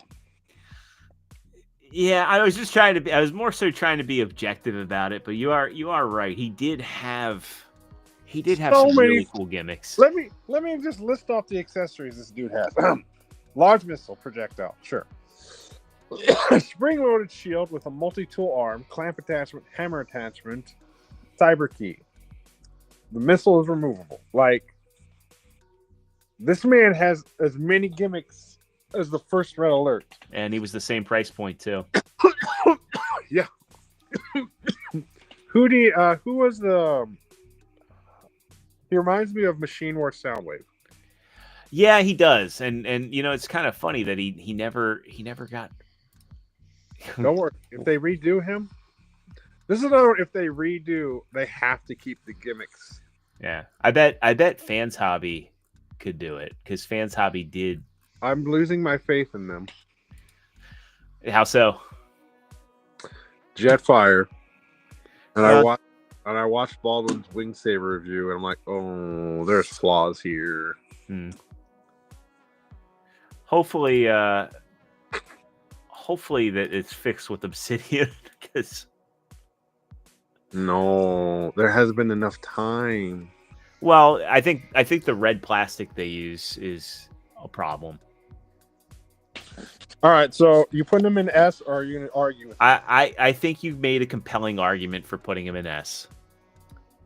Yes, all three of the Cybertron defense. Let's see. I think Menosaur's the last one. Yeah, Menasor is the last of the original ones. Did you have this one? I didn't. I wanted him, but What's I just cool never. is he has a Minicon activated gimmick. Yeah, and what's funny is I did mess around with him at this last TFCon because he was, if I remember correctly, he was in Ronimus Primal's bin. He's really good. I like him a lot. Like I like the drill arm gimmick, and his Minicon could ride in him like an exosuit too. Yeah. I thought he was fun. I thought he held up pretty good. Like when I was messing with him at TFCon, he reminds me of Scorponok in some ways. His vehicle mode is like the weakest part of him, honestly. Yeah. His vehicle mode is basically he falls backwards. Yeah, he kind of is a thing. Now, didn't he have like kind of like an intermediate mode where he could like go like digigrade? Most of the bigger Giant Planet guys did. Quick Mix didn't, but Menosaur and Metroplex did. But like, what's cool is he actually had a Powerlinks gimmick, Minicon gimmick for the claw, which made the drill go forward and back. That's right.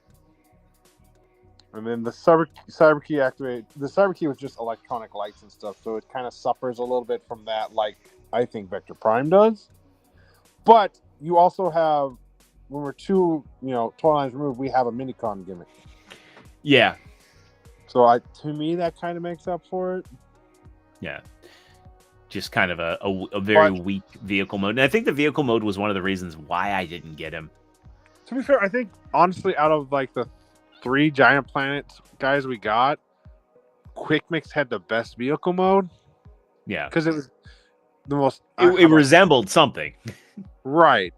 This guy don't resemble anything. As much as Metroplex wants to look like an Earth mover, come on. Yeah. Come on. So, but I don't think B for me for this guy. I think the arms are also devil's advocate. The arms lack, because all the gimmicks are in the arms. Mm-hmm. Not a lot of articulation there.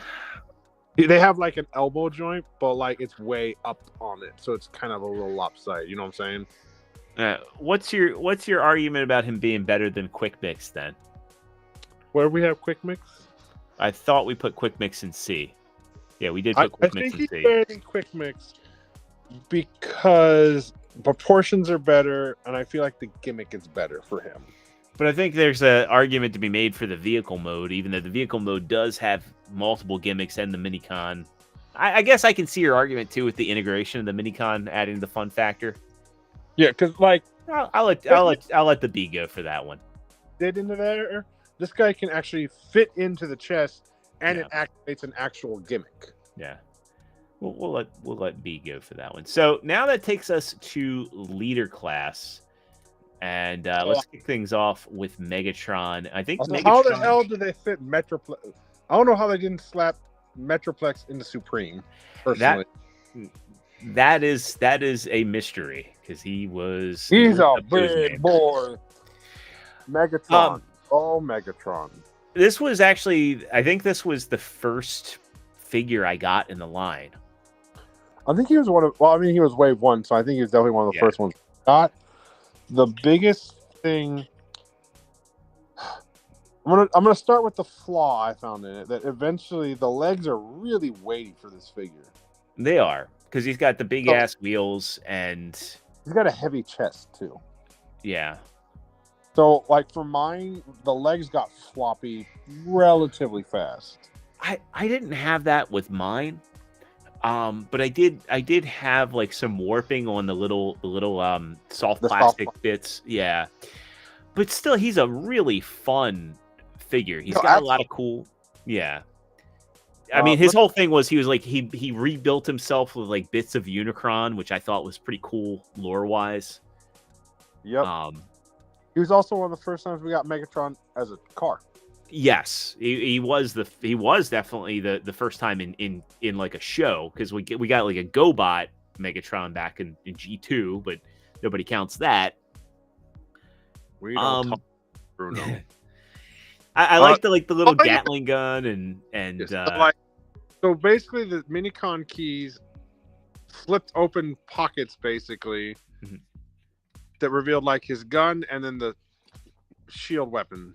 Mhm. Also, you plugged it in the back for more missile action. Yeah. So, like, he's a good figure.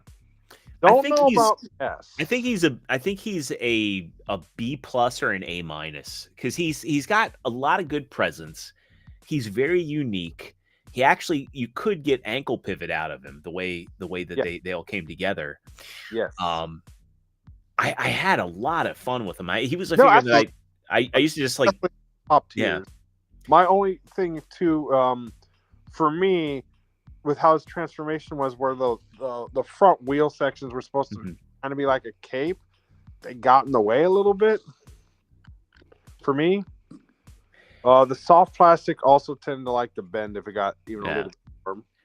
It pains me, but I think he's got to go in B. B? No, I think I was going to argue with A to the side. Although I will say the jet calling him a triple changer is generous. It is generous, but it still is there. It's like one of those things that they didn't need to do it, but they still did. Yeah, it looks like a purple-headed penis a little bit. Yeah, I'll say A. I did get the Galvatron one, and the Galvatron one, like we're not talking about repaints, but this was like this was the first time I ever double dipped on a figure, like when I was younger. I think I mentioned this before we started streaming. Like, it's weird. This dude's first deco looks more like Galvatron. Yes. His Galvatron deco looks like more Megatron. Yeah. Because it's black, silver, and red. Yeah. And like, I think that this deco makes the jet mode actually look like something. Okay. Also, I'm going to ignore the fact he can do the Leo Breaker gimmick too. Nobody cares about that because they did come out in Nemesis Breaker and he can do it. It's just not good. Yeah, but I'm cool with A because this one did fix a lot. I remember like the plastic on this guy being better. I mean, my argument with A is just because he's a good figure. Like, he's a great figure. His gimmick does not sacrifice any form, and it actually is not just electronics. Yeah, you had actual weapons he could get only with his key, which is kind of cool. Yeah, and you felt like you got a lot of bang for your buck with him. Oh yeah, he was a chonky bot. Next up, let's do your boy. Yeah, let's S tier all day. Oh, hold on, we forgot somebody in Ultra class. Oh, we did. We did. Who did we forget? Wing Saber. Oh, you're right. Wait, I thought Wing Saber. Oh, yeah, you're right. You're right. Oh, it's a different one. This one is much better than the Energon one. Yep. Let's go back. This one could stand alone on its own. Where is? I know. Where is Wing Saber in here? He should be like a jet thing. Is that? I think that's him right there. I think so. That's the one you were just clicking on. Yeah. Because that guy was good. He did become a thing for a Prime. Yeah, he did. But I think he basically became a backpack and like some weapons for Prime. Yeah, this was one that I also did not pick up. That's too bad because as a standalone figure, much better than the Energon one. Yeah, he could move his head.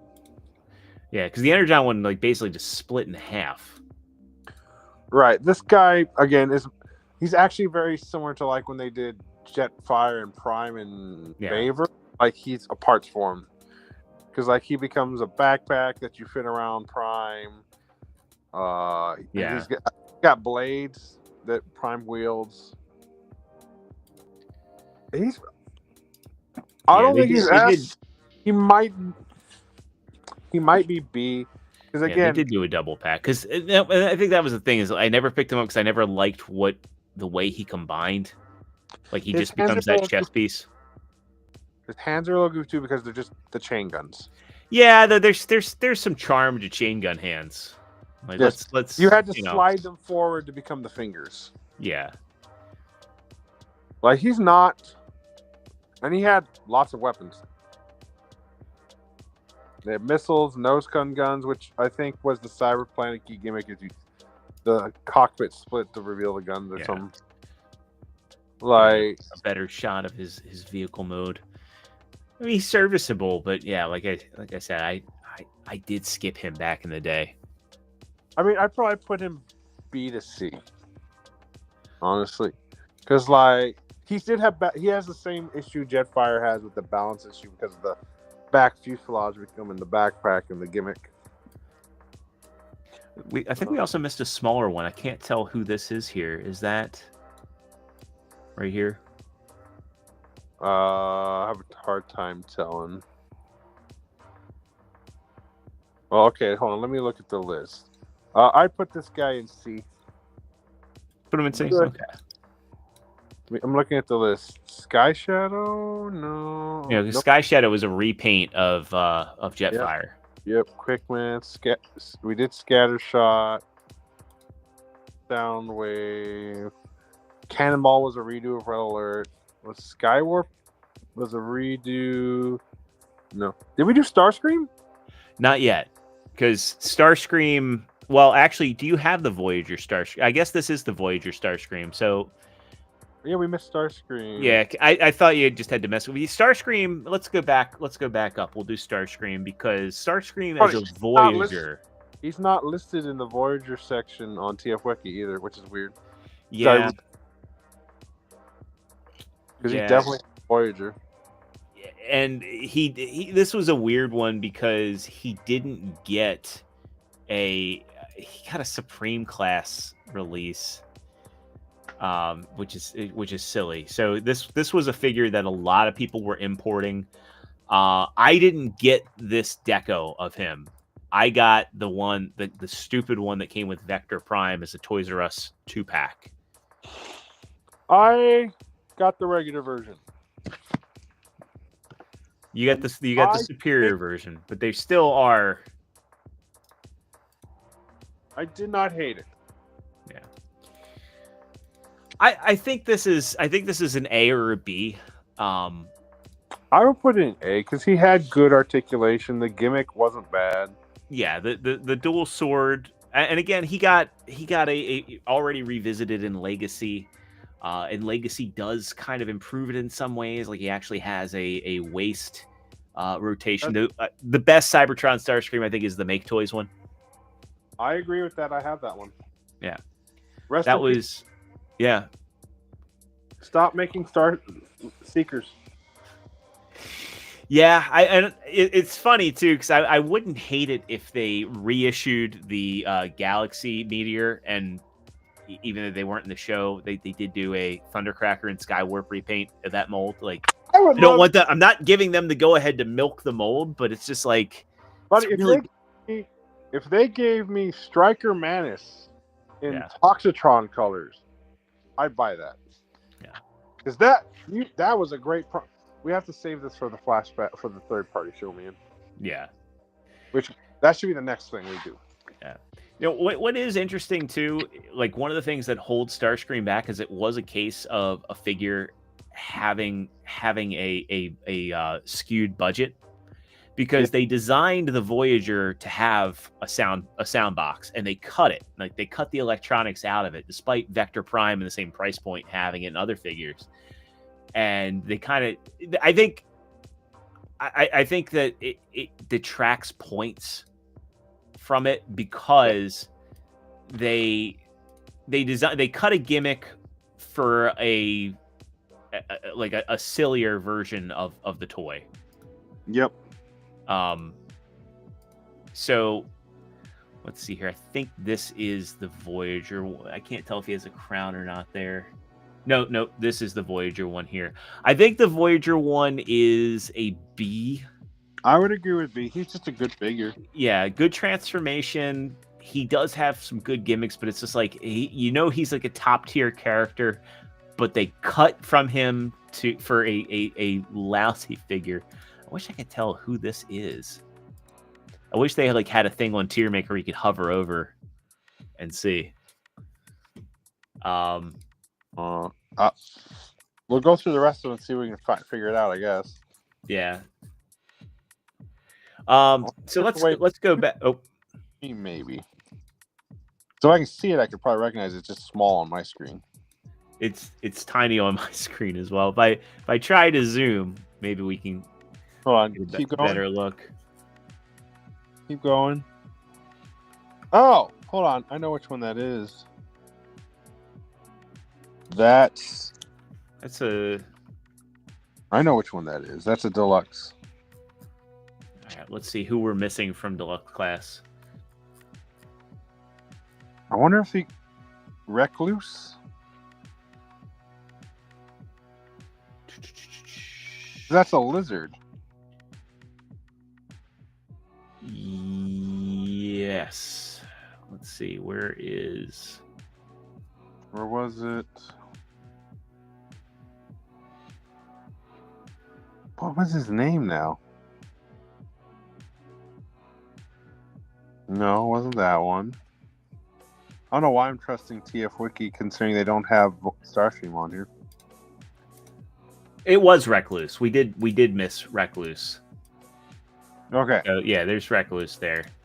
Also one I actually didn't have, and I don't know why. Was it the lizard one? Yeah, that's Recluse is like the like kimono dragon. So Recluse is like the kimono dragon one, and I don't know why I never picked that one up. Yeah, it is a kimono dragon, and I had that one. He was all right. He had the asymmetry going on. yeah, I don't know if he was a deluxe or no, it's a scout. Oh, scout. He okay. definitely has a lot of Beast Wars vibes. I don't know. He really reminds me of Iguanus, like almost like Transmetal 2 Iguanus in a way, and having like the beast mode legs on the right thigh. I don't know why I never got this one. I might have missed him too. I wonder if he was like a late wave one. So, why I never got him? Because Recluse is one of the ones that never was released no. That's the opposite. It never came out in Japan. Okay. Yeah, because I know this was one that was never in the show. Yeah. Was it a late release that I just never saw? It might have been, because like I said, he barely registers on memories either. Yeah. Oh, because you know why? Why is that? He was Wave 4, so he came out around November, like the end of 2005. So I was probably buying Christmas gifts and just was like, yeah, nope, skipping that one. Interesting. Good to know. Probably C then. Oh, you know what? You know why? In November of 2005, I wasn't buying too many toys because I was prioritizing the Xbox 360. That's why I bought a HD TV on Black Friday. I bought my 360. I bought Perfect Dark, Cameo, Call of Duty 2. So I was like, yeah, I got something's got to give. So I wasn't getting. I put toys on pause for a bit. So that's why I probably never got around to this one. Yeah. I don't remember much about this one, except I remember him being solid. So I would put him in C. Put him in C. It's fair. All right. Now we got to talk about the big guy. Yeah. Void. This is still one of my favorite Optimus Primes of all time. My only thought, here's my only complaint. Mm-hmm. His proportions in normal mode seem a little off to me, maybe a little too stocky like a dwarf. I like that about him because it makes him look like he is, like, again, at the time. Oh, let's get him back in here. At the time, a dwarf? Is he named Gimli? Yes, he kind of like reminded me like of Robot Gimli, and I just like how like he still looked formidable in his regular mode, and he looks even more formidable in his super mode. And I love the fact that he kind of has some, again, kind of some show bias here, but the fact that we had Gary Chalk, and this is an Optimus Prime that also kind of has Optimus Primal vibes with like the mouth plate going down. They didn't just give him a face like the Bayformers did. This is the first time that we had an Optimus Prime with a removable matrix, because in Armada, it was sculpted in, it couldn't be removed. And not only that, but he had articulated fingers. He could actually hold the matrix. You know, his gimmicks didn't hinder anything. In fact, they were actually pretty neat. I remember the electronics on them were actually kind of cool sounding. He had dual missile launchers that you could repurpose and put anywhere. They could be, guns if you wanted. And just like the transformation was just so simple and fun. One small thing. Mm-hmm. The backpack is an issue with the full wings as far as balance. Yes and Not no. too bad, like but it it's never still there. it never fell over for me, and the legs were so strong. He didn't have any of the issues that Megatron had. No, I agree. Those legs were nice too, because you had to pull them out, Yes. pull them out, and they snap back in. And they had nice ratchets. Yes. And I just remember, like, I loved Super Fire Convoy a lot because he was This definitely different. had a lot of those vibes. It had a lot of the vibes, and it did everything better. Like the biggest hindrances on Super Fire Convoy were the chrome, the complexity of the transformation, the amount of parts forming that you had to do. And the Magnus was shit. Yeah, the Magnus had issues. The Magnus was a less enjoyable transformation, to be honest. Like the Magnus transformation just sucked. But this guy had the chonk. This was like, when I got this guy, I was like, this is what I wanted Armada to be. He had the articulation, he had the presence, he had the fun factor. Again, like I know, like the Gary Chalk connection doesn't really, but it's like you have like a this is like what I also thought like Trans-Tech Primal should have been, like where he looked more like Optimus Prime, but he had the primal vibes. I just love how unique this guy is, and I love how intimidating the super mode is. Like the super mode is just like he's there to fly around and shoot guns. So the stability of it all, like he's like a swooshable figure. Like you imagine him like with the jet, and this inspired the Jetwing Prime. Like the legacy of this thing, and yeah, like the flying fire truck mode. You gotta keep it in your pants. Yeah, I know. I gotta. This guy to me is just undeniably S tier. Yeah, I just want to see how hard you'd fight for it. Fair. And this is one where the thing I have, the only problem I have with this, so you had Armada Prime. Yep. By himself was bad. When you combined him with either Overload or Jetfire, much better. Mm-hmm. Fat Boy Prime and Energon, undeniably better combined with Wing Saber. Yep. You don't bother combining this guy with But you don't need to. Like you can do Wing Saber. Wing Saber just changes the backpack and the weapons out. Yeah. But you don't need to. Like when you get this guy, you get the best version of the Prime that you know. Yeah, I would argue the other two versions needed a combined. Yeah. This one does not. You know, and we've had 2 or 3 redos of this guy in mainline. Yeah, I will say, like, my only gripe with him is that when you take the fast pack off of him, the truck mode just kind of looks a little wonky. But I mean, it's a space fire truck, and it you know, again, I dock some points on the Legends one for that. But I mean, honestly, I agree. It's like it's still functional. It still looks like something. It's still a truck, you know. But yep. I just think he's S tier all day for me, and I would love a reissue of this guy because like I said, the Siege one just didn't do it for me. So if you don't have any objections, he's going right up there. Why do we have Megatron on here twice or thrice? Well, we'll just put him there because it's the same picture. I apologize. Yeah, it's all good. It's making these lists. It can be tedium. We'll do Metroplex next. Again, I don't know how this didn't make it to Supreme Class. Like this dude, when you unfold him, holy shit! Now, proportions are a little this is one where wonky. I think the Alt Legacy mode, one is better. wonky. But I the gimmicks on here are so much fun. Yes, I think the only key gimmick was on the. It was, but weapon, like if I the spinny blade was really cool, and the shovel I recall had a and mini. And he also had He a did. Gerwalk mode. And basically, again, the vehicle mode is not good because he just basically bends and down. he folds up. He's But he's also yoga very pose. articulated. He's very chunky. He lives up to his name. He's Yes. one of the first figures that I remember having like an ab crunch. He has waist articulation.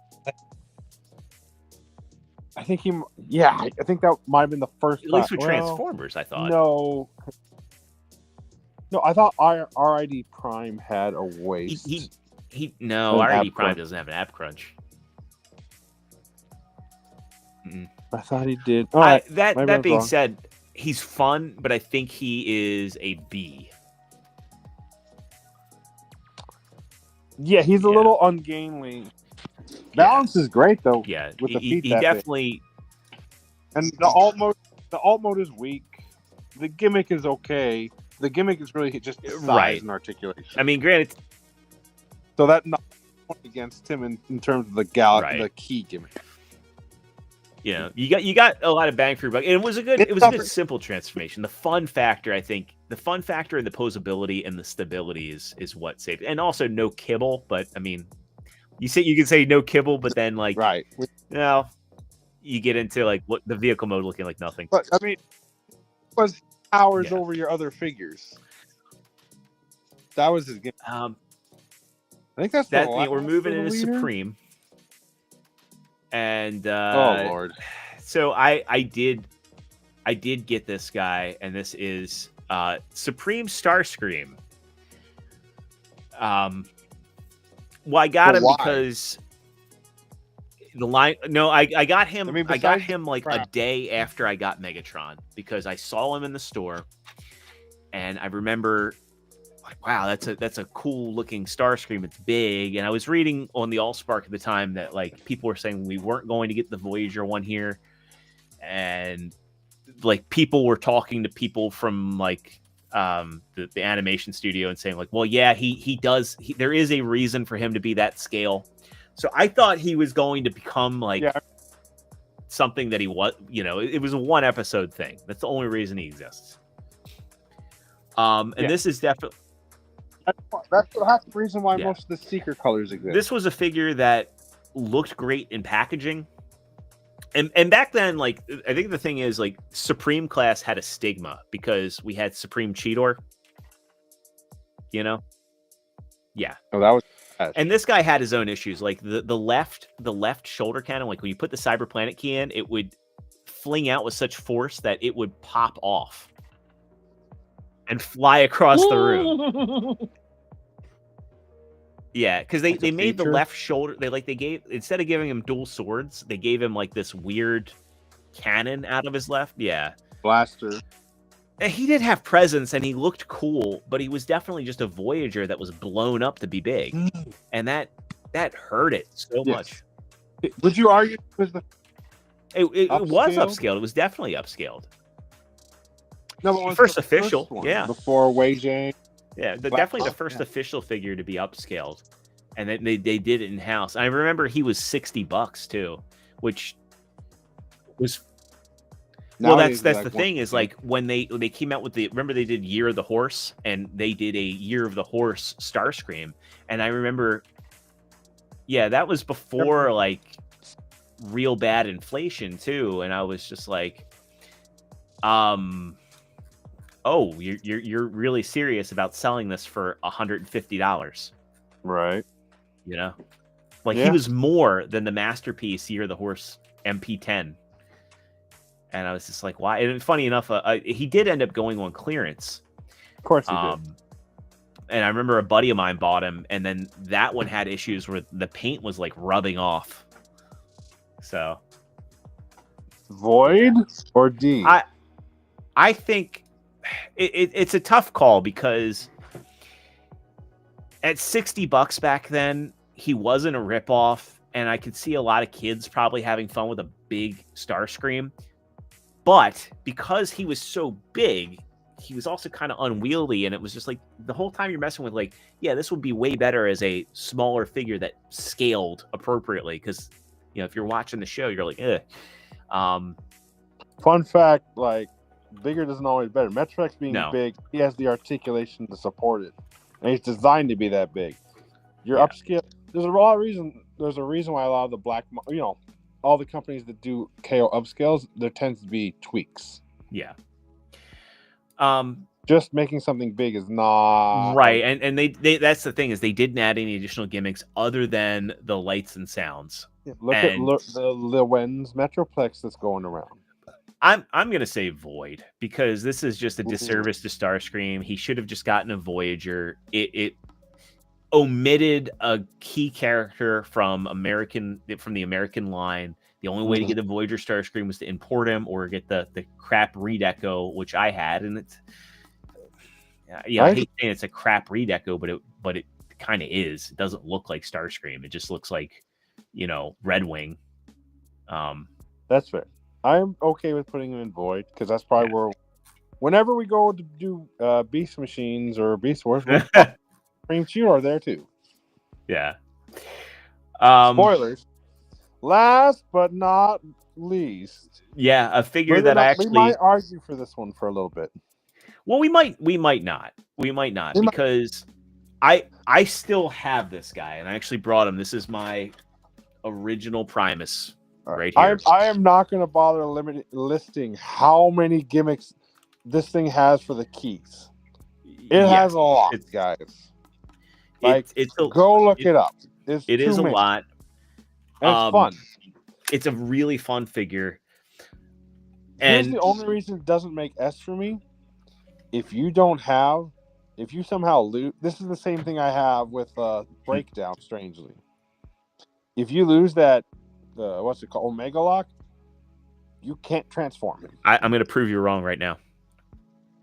Okay, how are you going to do it? You got to jam your finger in there, press a certain way, and pull it? No, you don't even have to press a certain way. You just put your finger in there and it works.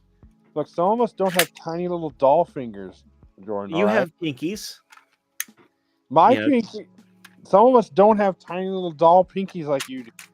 Well, this was a toy made Those for are kids. real man hands, all right? Mm-hmm. But look, I'm doing it, Lance. I'm doing it. The key is over here. Now, I do agree.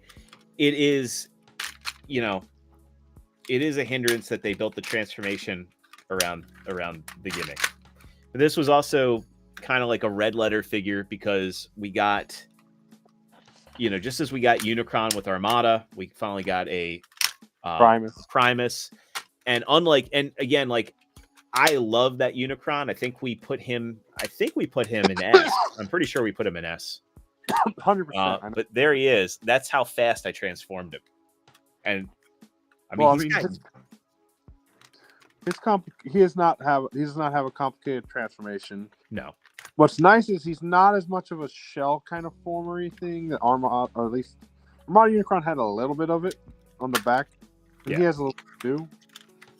Maybe I'm thinking of it's not the worst. It's not. It's not the worst. It's not the best. Like, I don't like this thing here, and I wish that they could have. Yeah, it was. I wish that they and again I know they couldn't because of how they built the gimmick. If they hadn't built the gimmick, they could have managed this cable, or they could have had this on a swivel and it had it fold up to cover this up, and it would have been far less of a butt flap. He has the same issue, I think, that the first Hot Shot has. Hot Shot has a lot of issues. Well, no. The first Hot Shot for Cybertron. Oh, okay. When I say the first Hot Shot, I mean like before they did, Cybertron Defense Force one. The godly one, the good one. Yes. The S tier one, not the A tier one. Let's put it that way. But he's got a waist. He's got head swivel. He's got ratchets. He's got individually articulated fingers. I'm and not. a thumb. I'm not arguing the fact he should be one of the top tier ones. I'm more arguing does the Why fact he shouldn't be S tier. I would say I would say he's definitely an A tier at the very least. Oh, I absolutely agree with that. But I'm more like he's got enough working gimmicks, enough features to make it S tier for me. But again, the the Omega Lock thing is such an integral part of him. Yes, you can transform him without it, I guess. Yeah, but like it's not. Yeah, like is it enough to knock him to A? Is the big question. Because like he's got enough. He has just as many gimmicks as Armada Unicron did, if not more. If not more, with the key and the guns and the everything. Yeah, and he has also, just articulation. He balances better, I think, too. At 20 years old, this guy is still like rock solid. Yeah, like I have the original one and I have the recolor. The last night one? The orange and black. Yeah. Yeah, I love these pop out guns on him. He's good. But again, the argument becomes, does the Omega Lock require semi-requirement enough to knock him to A? I mean, or if you can, Jordan, if you can look me in the eye and tell me he's still S rank, I will believe you. I want to say I want to say that he is S rank, but I know in my heart that he's A rank. And A rank's not a thing to slouch at. I do agree that the Omega Lock does hinder it, and you're supposed to have it to transform him, right? So that's the thing is like what jamming your finger in there. That is as a workaround. That is a workaround. It's unless you're like Todd Howard, you're like, oh no, it's a feature, not a bug. It's a feature. So So A plus near S. I think that's the only way to do it. I mean, this figure has such a presence. Like maybe one day I'll tell my story on here why I don't have my original collection. But this guy was again. There's something about this guy that I brought him with me when I left. And I still have him, and yet I don't have my Cybertron Prime. You don't have that Prime yet? I don't have my original one. But you have one. I had. I have the only Cybertron Prime I have right now is the crappy Siege one. You don't have the OG? I don't anymore. I'll tell you offline what all happened to it, but yeah, I guess I just I took this guy with me because like when I moved, I didn't have much space, and I left all my stuff in storage, and I thought I would be able to get my Prime, when I did. Okay. And then things happened, and I still have this guy because again, in his planet mode, he's just a great little thing to have on your desk. Yep. I have a plan for when I get my room set up. It will be with the new Unicron and then the two Primuses. Yeah. And I will 3D print stands for them. So A rank, we're gonna put them at A rank. I think A is fair. It's a strong A, but no, I agree. I could be argued to an S rank, but the Omega Lock thing is a huge sticking point for me. I think he has the most presence out of any figure in the line because obviously he's not going to scale, but no. The other thing that's nice about this guy, let's see fucking fan stores try a masterpiece level Unicron, you motherfuckers. Try it. I don't think they're gonna beat the Studio Cell. Do it, Lewin Resources. Make me a full scale prompt. Oh God, if Lewin Resources does it, Jesus, they're crazy enough too. Yeah. All right, we did it.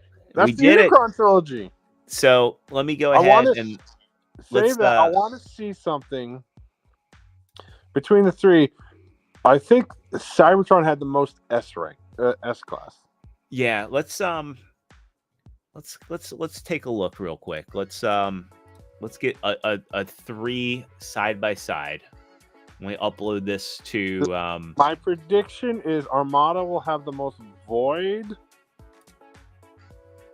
Cybertron has the most S strength. I mean, we have 3 off the bat that aren't like big toys in Cybertron. The planet didn't make S class in Cybertron, but a deluxe did. right. So let's go ahead and I'm gonna upload this onto my community tab. There's a poll you should put to your group. It's like, who, if they remake any dude from one of these Unicron trilogies, who they need to make. I'm still on that if they do, they should do Armada Scavenger in Legacy. You can only improve that figure. Oh, for sure. And it's an interesting concept. And we can get a Rescue Bots Boulder out of that easy. Yeah, I'm pretty sure they're gonna be doing more Rescue Bots. I think that was just such a There's only like 5, yeah, 8, 12 Transformers maybe in Rescue Bots. yeah. Most of the time is or do the human figures to go with them.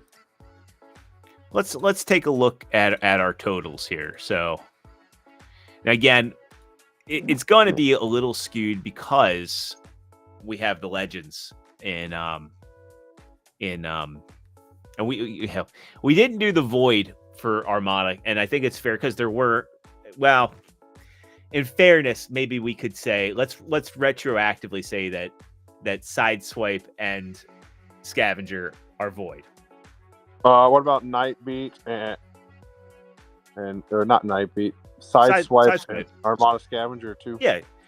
Let's retroactively say that they're void. So let's do our counts. So Armada, we're gonna say 2S. We've got, what was that? 5 voids, Smokescreen, 5A, Armada Scavenger, yep. Sideswipe, and Hotshot. What's that? It was Sideswipe, Armada Scavenger, Hotshot, and Smokescreen for the void. Yeah, well, wait, so 3 for the void? Yeah, 3 for the void's fair. I had 4. Do you Smokescreen? Okay, let's retroactively say 4. We'll go back. Smokescreen bad enough to be void? Yeah, I think he is. I know he is. Okay, so we have 4 void in Armada, 2S, which I still agree with those S's. Yeah. So, when we move over to Energon, we've got 5 S's and 5 voids. Yeah. And then we get to Cybertron. We've got 5. Wow, that's surprising. 5 S's and 6 in the void. Interesting. So, but I also do think it is fair to consider that when we're ranking these, we're kind of ranking them as a line. I would say that every C tier figure that we have in here would easily, for Energon, have been a B or an A. Well, for Armada? Well, no, for Energon. For Armada, yeah. I mean, it gets a little bit more. When you go over to Armada, it gets a little bit more dicey because I would say that if you were to take even like, I think our S tier Armada figures are still S tier figures, like Bendy Prime and Unicron. Like they're S tier all day.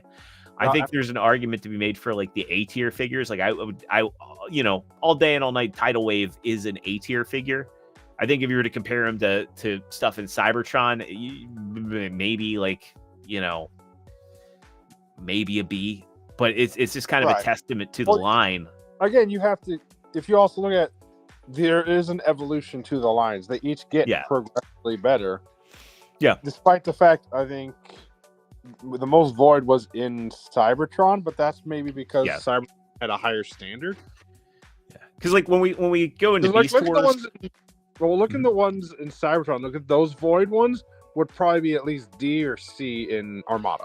Oh, for sure, yeah. Especially like Override. If Override came out in Armada, or if Scourge came out in Armada, I think they would easily be like B tier for Armada. Yeah.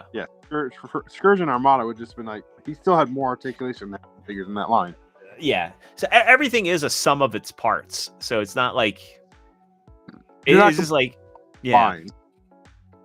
They're like that's how they should be, I think. Yeah, like when we get to like Beast Wars Transmetals, which is still one of like my favorite lines, and you know, it's like I would like look at a figure like Tarantulas, and I still love that figure, but I would say like for Beast Wars, he's probably like a C tier because, you know, the spider legs don't hold him up too well, and the motorcycle mode doesn't really work, and the shoulders are fiddly.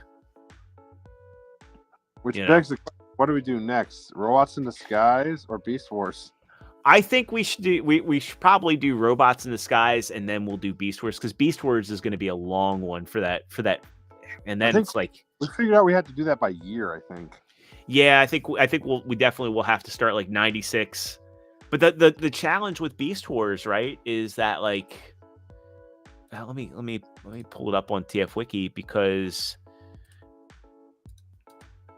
this is a big line. Yeah. That's not it. Because especially when you're going to like into the Transmills, is the Transmill 2, is the Fusors. Yeah, actually, we probably could do it by year, because when you get in there, you know, you start off with the 2-pack, but then again, like it gets a little complicated too, because like I guess the basics we can probably just go through them. I think honestly we probably can just look at them by year. The basics. The problem is a lot of the basics are basically the same. No pun intended. At least the early ones. Yeah, because Primal and Megatron Megatron's the same as Iguanus, and Rattrap and Razor Beast are kind of like the same exact transformations to a T. Armadillo too. Yeah. Basically, a lot of those ones just have that flip tail up, opens body up. Here's Robot. Yeah. So like, Robot in Disguise probably has a little more variety, especially when you start getting late era, when they had things like Megabolt head. Yeah. Crazy shit. That weird ass Repugnus dude. Yeah. Yeah. The Bruticus. Bruticus was the one you're thinking of. Yeah, that was a holdover from Beast Machines. Now, when we do Beast Wars stuff, we do have to include Beast Machines. We do. And do we include the McDonald's toys? Because no, trash. They were good for McDonald's toys. That's a low bar. I mean, look, it is a low bar, but like, you know, again, they were little interesting footnotes. I think you should there should be a separate thing that's just like food toys. That would be an interesting tier list to do, like the actual transforming food toys. Now here's the McDonald's ones. Here's the Beast Wars ones. Yes. I did like the random ass. The Burger King ones were kind of neat. Bots. Like when they had like the heads that got robot bodies, those were kind of neat. And also looking back at the Cybertron list, I don't think there's any we really need to argue about. I don't see anything I'd fight for. Well, I think it's just like in the case of like, well, does Primus is and then I did kind of also give you the same business with Cybertron Defense Red Alert. Yes, and we both argued our points very well on that. I proved you wrong. You can't like Armada Red Alert. No, you had a good point. It's not that you proved me wrong. I was just trying to be a bit objective about it, because I just wanted to make sure that we were being fair with how we were judging him. I think we were. And again, but I will say, I am surprised that's not been redone as a Machine Wars Soundwave. Yeah. Well, that's the thing is, like, Fans Hobby did do a Machine Wars Soundwave, and I think that they really should. Who? Yeah. Fans Hobby? Yeah, they did Machine Wars Soundwave, and then they also did the European character that was based off of. I can't remember who it was. That was the figure good? That was what? Was Was their machine more Soundwave good? Yeah, it was just a heavy retool of their double dealer. But they eliminated, they retooled them and they eliminated the Condor mold. Can they do that for Red Alert? Can they do that out of Red Alert? I should just message Hobby Man and be like, "Hey, could you do this?" Or TFC or TFCon exclusive? That or just like tell Deluxe, like, message Get Right Robot. I have an idea. Although, to be fair, for that one, you'd probably need to redo the head, and if you do not add the gimmicks, like, what's the point? So it might be too much for an exclusive, like a comic. You know what's also crazy? These are the original batteries from 2005. No, I believe it. They don't make batteries like that. How they still work is beyond me. I'm hoping I don't open them up and find it's like a big corroded mess in there. Do it. Do it on camera, you coward. Do I have a screwdriver that'll work? Let's see. Well, be good content. Well, let's find out. Let's check what 20-year-old batteries are like in this, and let's see if they're corroded.